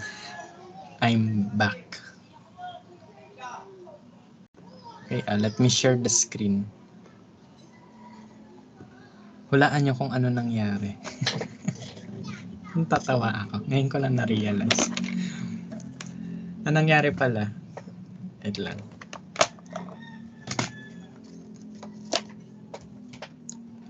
Yung aking pansulat. Ay, sorry. Hello, ayan. Naririnig nyo na ba ako? Ito pala yung nangyari. Hello, ayan. I think okay, better na yung sound. So, ito yung nangyari. Kaya pala hindi ko magalaw yung mouse kasi yung aking pansulat nandito sa tablet. Nakaganon. So, tignan nyo yung mangyayari. Kahit anong galaw ko ng mouse, ginagalaw ko yung mouse. As long as na nandun yun, hindi siya gagalaw talaga. Grabe. Feeling ko ang tanda ko na tuloy. Di ko agad na discover yan. Anyway, so ayan. Going back to our discussion. Okay, balik tayo sa hybridization. Asensya na medyo maraming nangyayari today ha. Kinabahan ako. Kala ko papaayos ko uli laptop ko eh. Anyway, so let's go back to the PowerPoint. The screen is sharing naman. The screen is being shared, yeah. So that's okay. Ganito. For the hybridization, babalikan natin to sa organic chemistry, ha. But for now, okay? But for now, just remember this muna. For every geometry, there is a corresponding hybridization. There is a corresponding number of orbitals that joins together to form the geometry. Okay? So for the linear geometry, the AB2 geometry, its hybridization is sp2 or sp lang pala. So isang s, isang p orbital ang nagsasama. For the trigonal planar, the geometry is AB3. Okay? Because you have 3 orbitals participating, the s, and 2p orbitals. So that's why it's sp2 orbital. Then for tetrahedral geometry, okay, you have sp3 geometry. Is sp3 hybridization. Why? Because the s and all the p orbitals are joining forces, no, to create the 4 bonds. Okay? So ganun. So in order to create the 4 bonds, they all join forces, no, so that they can form the geometry. Okay? So actually andito na 'yan sa ating andito na 'yan sa Word document na 'to, no. Okay. So on the end, I think andito yung hybridization, if I'm not mistaken. Wala pala, sorry. So I will just list it na lang. Okay?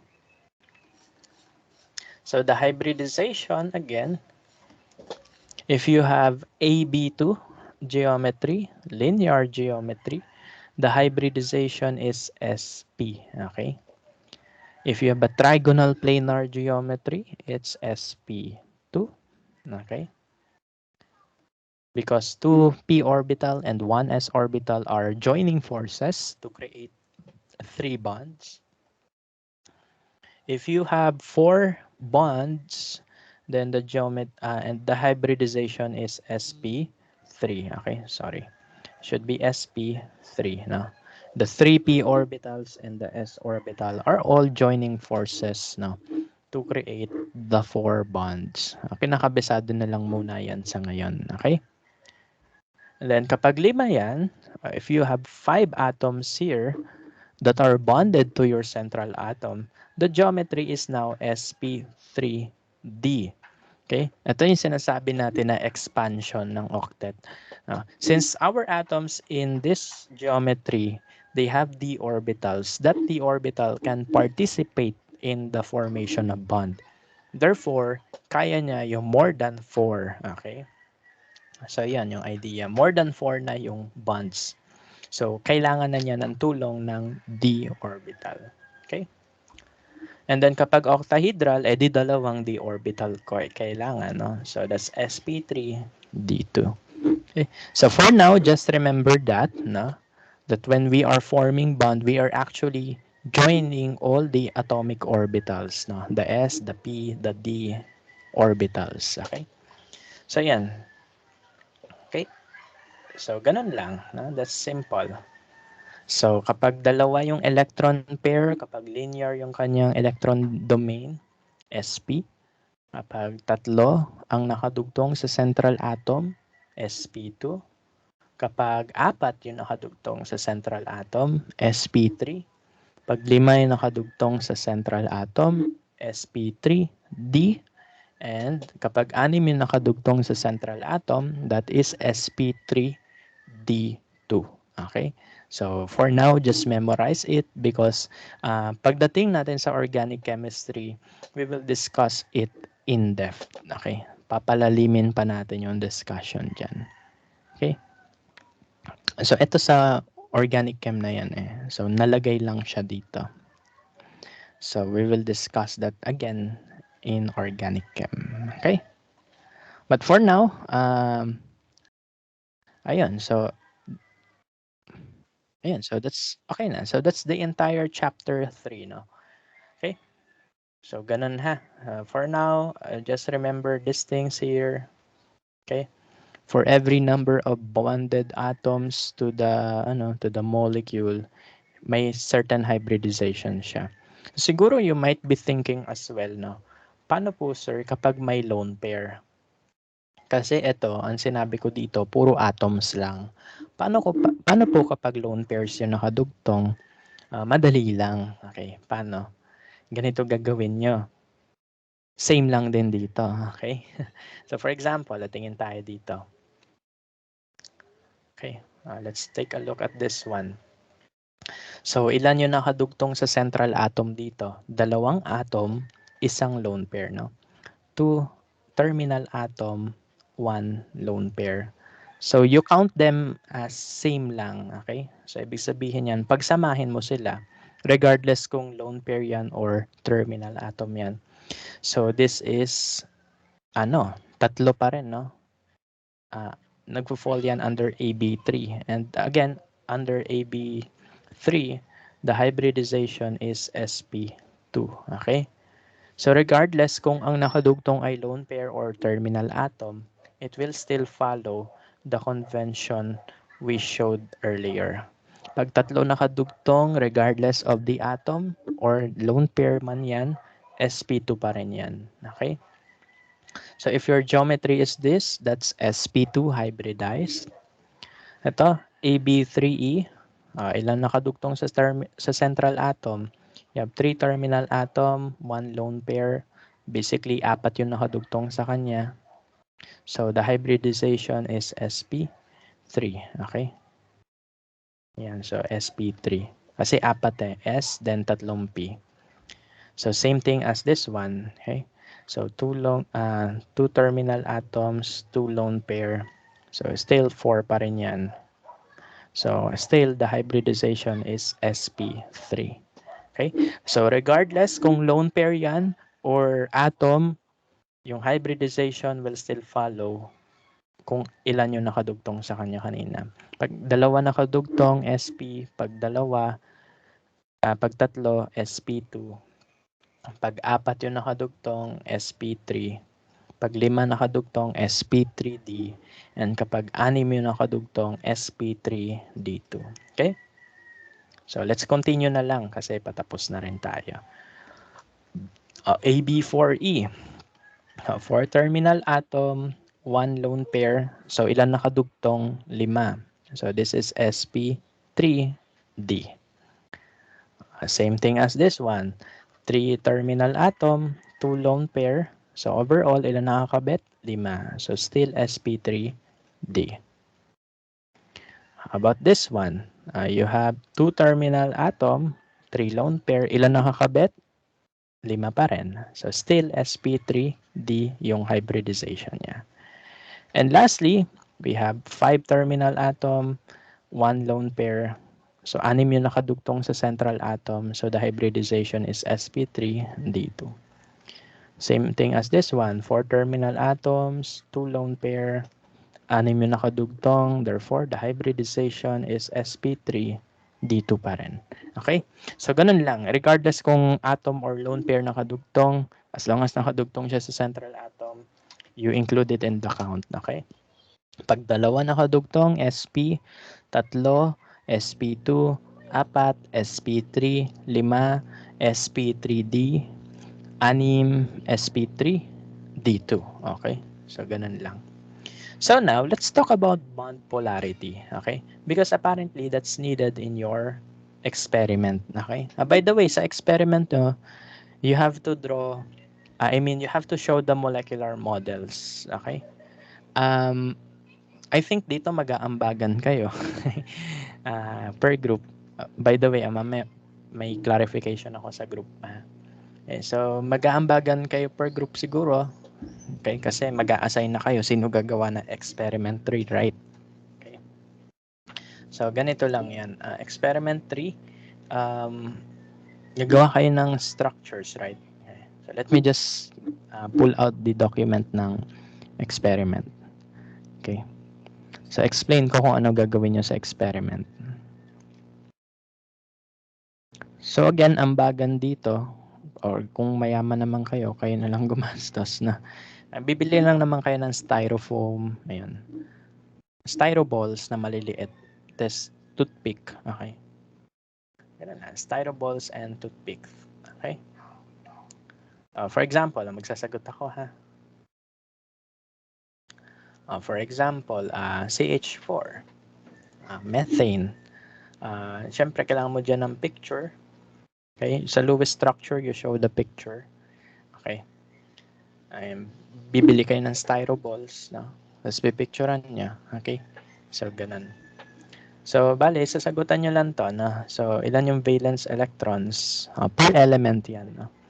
So, for carbon, that's 4 valence electrons.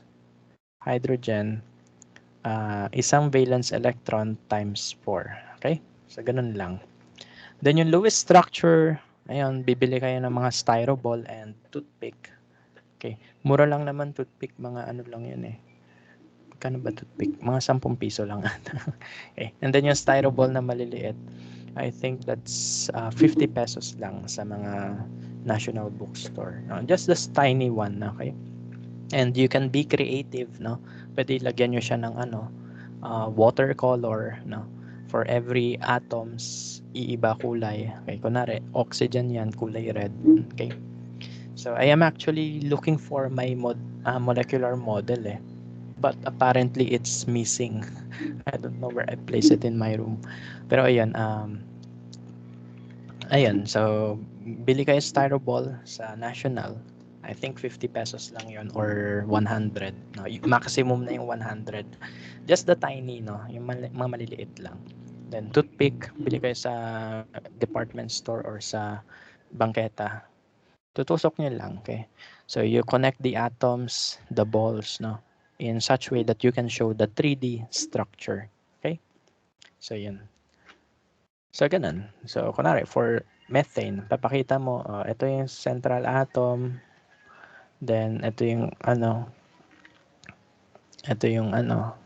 hydrogen, ito yung hydrogen, tapos nasa likod yung hydrogen, then nasa taas yung hydrogen. Okay? But this should be in picture, ha? So, you have to take pictures for that. Okay? So, mag-picture kayo ng ilalagay nyo dito. Okay? So, ano na yan? Pwede isa gumawa para iisa lang yung gastos. Tapos, kung nag-assign kayo na 1 person per experiment, so, kung sino assign dito sa chapter 3, ay yung gagawin mo. Bili ka ng styro ball and toothpick. Then, picturean mo, lagay mo dito. Ay, sorry, hindi pala dyan, dito. Molecular geometry. Okay? So, dito mo ilalagay yung picture together with the geometry. Okay? So, paste mo yung picture, then yung geometry. Ano ba yung geometry ng methane? Tetrahedral. Anyway pala, naka-PowerPoint to, no? So, you have to recreate the table. So, sa PowerPoint nyo na i-paste yung picture. O, in Lewis structure, this could be handwritten. Okay? Pakita mo yung ganyan. Kung gumamit ka ng NASU rule, you can show it. No? Pwede mo ipakita yung NASU rule. Picture lang din to, no? So, ito picture din. This is also picture. So, this one is, this one is handwritten na NASU rule. Gawa ka NASU, tas yan, pakita mo yan. Even the calculations. And then, for the geometry, ito yung gagamitan mo ng balls and toothpick. Okay, styro balls and toothpick. You write the geometry there. For the bond angles, remember, dito naka-indicate na naman yung bond angles. Okay? Oopsie. Yan, so naka-indicate na naman dito yung bond angles. No? You can follow the angles na lang. Okay? And then, yan, just follow the document now. Okay, so for tetrahedral, that's 109.5 degrees na lahat. For the bond polarity, you can show kung anong bonds yung polar. Okay? So for example, is carbon-hydrogen polar. Carbon-hydrogen bond is polar. Ano ginawa natin last time dito? Ginawa natin last time is, we use the electronegativity. Diba? Do you still remember that last Monday? Okay? Last Monday, we used this electronegativity table here to determine the bond polarity. Okay? So, for example, carbon, hydrogen. So, electronegativity of carbon is 2.1. Hydrogen, this is 2.5. Hydrogen is 2.1. So, you get the delta En. Big number minus small. So that's 0.4. Okay? So that's 0.4. Then use this table below. Saan siya mag-fall? Pag 0.4 sakto, that's non-polar. Okay? So ganun gagawin niyo dito. So yan. So the electronegativity difference here is, ipakita nyo, that's 2.5 minus 2.1, 0.4. Meaning yan, this is non-polar. Okay? And then the last question is important. This is about molecular dipole or non-polar. So ano meaning niyan? Ganito yan. Let me just open the whiteboard. Paano yung last column? Kung sino sasagot dito, makinig. Especially yung mga hindi rin sasagot na. Kasi lalabas din to sa quiz naman. Okay. So yan. So basically ganyan gagawin nyo. And then for the last column there, you have molecular dipole or not. Okay. Ano meaning nun? Okay. Because there are molecules wherein the bonds are polar, pero the overall dipole is cancelled out na. Bakit kaya ganun? It has something to do with the geometry. Okay. For example, methane. Yung example, kinuha ko na from the experiment. So if you have methane, the geometry is tetrahedral, right? So it looks like this one.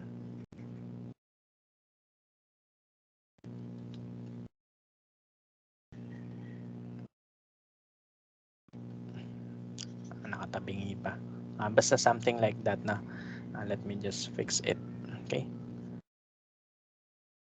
Ayan. So, since your bonds here are all non-polar, ibig sabihin, there is no dipole moment, no? No dipole moment. Pag sinabing moment, ibig sabihin direction. Okay? Ganun sa physics eh. Moment tawag nila sa direction of force. Okay? So, there is no dipole moment for this molecule. Why? All the bonds are non-polar. This is non-polar, non-polar, non-polar, non-polar. How about water? Okay, how about water? Let's take, for example, H2O, water. It looks like this, di ba? Pag drino mo yung Lewis structure, ganito. Ito yung Lewis.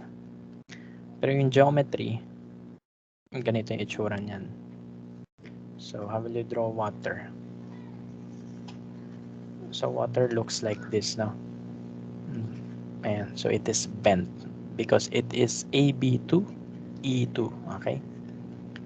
Okay, so this is the geometry of water. Now, let's try to check whether the molecule, whether the bonds are polar, okay?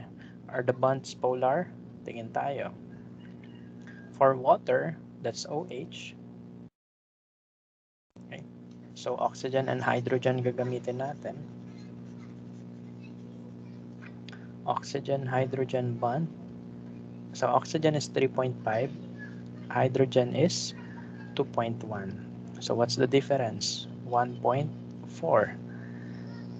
Yeah, so that's 1.4. Ibig sabihin that falls under polar covalent bond. So that means the bond for water is polar. So lagay mo dito, the OH bond is polar. Okay? So the OH bond is polar. Okay? So lagay natin dito. This is OH bond is polar. Now, you have to show the dipole. Okay? What is the dipole? The dipole is the direction of electron. Okay? So, ulit ko dito ha. The dipole is the direction of electron. Okay? Bakit may direction yung electron? Kasi ganito. Remember, I said last time, no, nung first meeting natin, that the more electronegative the atom, the more it will pull the electron. So, ibig sabihin, there is a dipole. Kapag polar yung bond mo, papunta saan yung electron? Kay oxygen, because oxygen is more electronegative than hydrogen, right? So, that means you have to show the dipole. What is the dipole? From hydrogen going to oxygen. From hydrogen going to oxygen. Okay? So, ganyan yung dipole na. So, arrow siya. However, sa dulo ng arrow, dapat may plus symbol doon. Okay? So, ganito itsura ng dipole. So, plus siya with a long arrow. This plus means that the atom here is the least electronegative atom. So, that's why yung plus nakatutok kay hydrogen because hydrogen is the least electronegative atom. And the direction is pointing toward oxygen kasi yung oxygen yung most electronegative atom. So that's the dipole. Yun yung symbol na ganyan. Positive sa least electronegative atom towards the most electronegative atom. If you see that the two directions are resolving to one direction, you have a direction going here, you have a direction going there. If you add the vectors, saan sila papunta overall? The overall direction is pointing upwards. So think of it as your think of it as this, no? Ito na lang. This calculator. So this is one of the dipole. It's pointing upward but diagonally. This is another dipole pointing upward but on the opposite diagonal. So if I add those two forces dito sa calculator, what will happen? Ayun. There is a net direction going upwards. Okay? So, papunta dun yung isa, papunta dun yung isa. When you add the two directions, upwards siya, no? Okay? So, medyo physics to, no? So, I hope na in physical science, you have an idea about the dipole, okay? So, yun. You have two vectors going to the left, going to the right, no? When you combine those two forces, they go upward, okay? So, yan, going to the right, going to the left, I combine them, yun, pataas yung overall direction. So, if your molecule has a net dipole moment, ito yon. This is the net dipole. Pag sinabing net dipole moment, this is the overall direction of electron. So if your molecule has a net dipole moment, that means your molecule is polar, okay? That means your molecule is polar. That's why water is polar, no? Okay, so water is polar because it has a net dipole moment. One is diagonal to the right, the other diagonal is to the left. When you combine those two directions, they resolve in one direction going upwards. Okay? So, ganun. Okay? So, kapag non-polar lahat ng bond, automatic non-polar sagot doon. So, for methane, that's non-polar. Okay? However, there will be some examples na medyo polar. For example, itong water. I think may water dito sa walang water. Only hydronium ion. Okay, so anyway, that's fine. So, ayun. So, yan. So, kapag may water ka, there are two dipoles, hydrogen to oxygen, hydrogen to oxygen. If you combine the direction, they all point upwards. Okay? But not all polar bonds result to polar molecule. Okay? Keep that in mind. Not all polar bond result to a polar molecule. Why? Because sometimes the dipoles cancel out, no? Okay? So dito sa case natin, ang dipole natin naging one direction siya. However, there are cases that the dipoles cancel out. One example of which is carbon tetrafluoride, no? CF4. Okay, so let me draw the 3D structure of carbon tetrafluoride.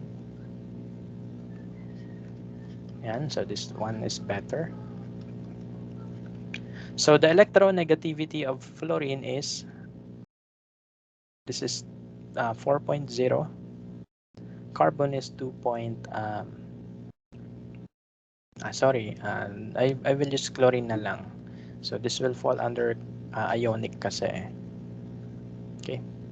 So I will use chlorine na lang. Carbon tetrachloride, ito yung ginagamit sa yung ginagamit ng mga holdapper. Ayan, so carbon tetrachloride. Ayan yung pampaantok. Okay. So the electronegativity difference, you just subtract this, 3.5, 2.4, that's 1.1, right? Okay, so that means the bond is polar.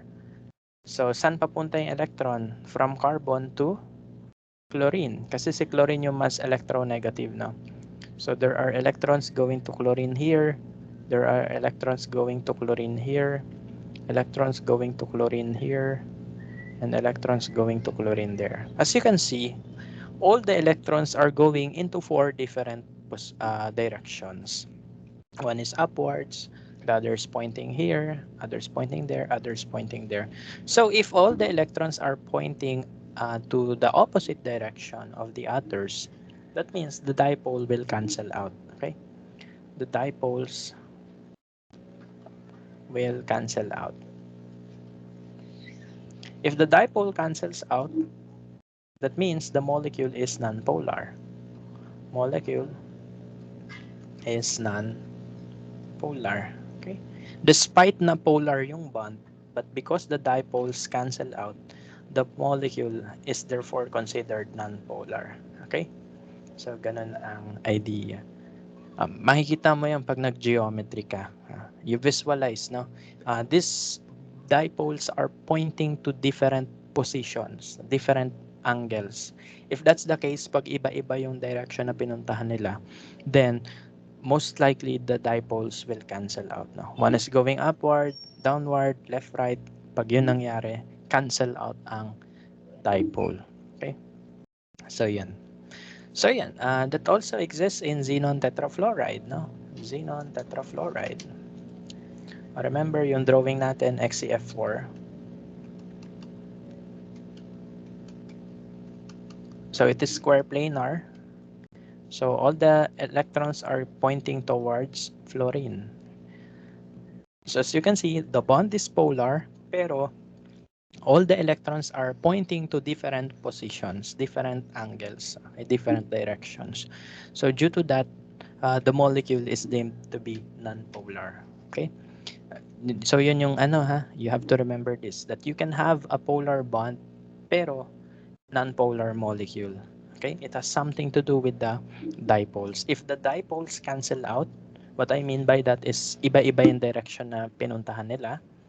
Yun. So they will cancel out. However, for example, if you look at this water, they are both pointing upwards, no? So ibig sabihin, they can resolve into one big dipole, okay? So pares naman silang pointing upwards at a certain angle nga lang, okay? Upward to, upward yun. So ibig sabihin, magjo-join force lang yung yung kanyang dipoles, okay? They will all be pointing upwards, therefore water is polar. Okay? So yun lang. So basically that's everything I want to tell you about this experiment. You can submit it until October 2. Okay? Kasi October 4 presentation na natin. Kayo pala magpe-present. Okay? So ilang weeks pa naman. I think that's 4 weeks from now, 3 weeks. So yeah, you still have plenty of time. Okay, and then answer some questions here. Okay, pwede tanungin ko kayo dyan during your presentation. Okay, and ano pa? I highly suggest you to try this exercise, no? Practice. Okay? So I highly suggest you to try this, no? Practice. Ito pala yung periodic table with electronegativity. So please download this, okay? Please download this file na lang because it will be very handy for you when determining if the bond is polar or not, okay? So itong practice Lewis structure na nilagay ko dito. You have to draw. Okay, you have to draw the structure and identify if it violates the octet rule or not. Then for this one, ito yung katulad ng ginagawa natin kanina, you have to use the class of molecule to determine the electron geometry, the molecular geometry, and the ayun lang. For example, methane, ano yan? AB4 yan, di ba? So you just write AB4. Okay, kung gusto nyo ilagay yung E0, okay lang din. But yeah, the AB4 is okay. So what's the electron geometry for AB4? So ang electron geometry, ito yon. So ito yung mga electron geometry, yung onti lang, okay? Yung walang lone pairs. So AB4, the electron geometry is tetrahedral. Okay, so lagay mo tetrahedral. Molecular geometry. So AB4 yan, no lone pair. So ibig sabihin tetrahedral din yung geometry mo. Okay? So this will help you practice yung pinagagawa ko kanina. Okay? And I hope that you will be able to answer all of this correctly. Yung correct answer, lalabas siya after your second attempt. No? So I highly suggest you na pagka-submit mo, you resubmit again. No? Okay? Just to be very sure so that you can see yung correct answers. Okay? So lalabas siya after your second attempt. Ayan. Ito pala, lumabas na. So, ayan, lumabas na sa akin. So, ayan, makikita mo yung mga drawings. Okay? So, I hope that this will help you in drawing your structures. Okay? So, yan. 3 points ako. Okay? So, tama yung mga pinagsagutan ko. Okay? So, hopefully, magamit nyo rin. Okay? So, you can work on this until Sabado. And then, yung quiz for this chapter, probably I will give that I will give that, mali yung grammar ko. Sorry, gutom na ako eh. Probably I will give you the quiz now by kailan kaya? Mga next week na. So next week I can give you the quiz now. But for now, we're done with our session. Wala tayong meeting sa Thursday. So wala tayong classes sa Thursday. So what I want you to do is to just practice on this. And then next week, I will open the quiz. Okay? So, ganun lang. Okay, so more time kayo to review for the Lewis structure. More time to review the geometry. If you have any other question, you can message me na lang. Okay, so wala tayong synchronous session sa Thursday, ha? Okay, so ano na lang, chat na lang kapag may question about the problems. And hopefully, you will find time no, to do the experiment sa Thursday. Okay, so ganun lang. So next week, we will continue with chapter 4. Okay, malapit na tayo mag-midterms. So medyo kabahan na tayo. Okay, so chapter 4 na tayo next week na. So but for now, this Thursday wala munang klase uli. I want you to work on your structures. Okay? So ayan, especially yung mga Sabado lang nagkaroon ng internet no kasi after ng bagyo, yung Kiko nagdala ng matinding ulan din no last time. Medyo pumapasok na yung tubig dito sa bahay kaya ayun. And some people actually have unstable internet connection kaya ayun. So if you are among them no, so yun. Kung may hindi pa pala nakapag-take dito ng quizzes, let me know so I can reopen the quiz for you. Apparently, one of your classmates, stop ko na yung recording. Kasi tapos na ako eh.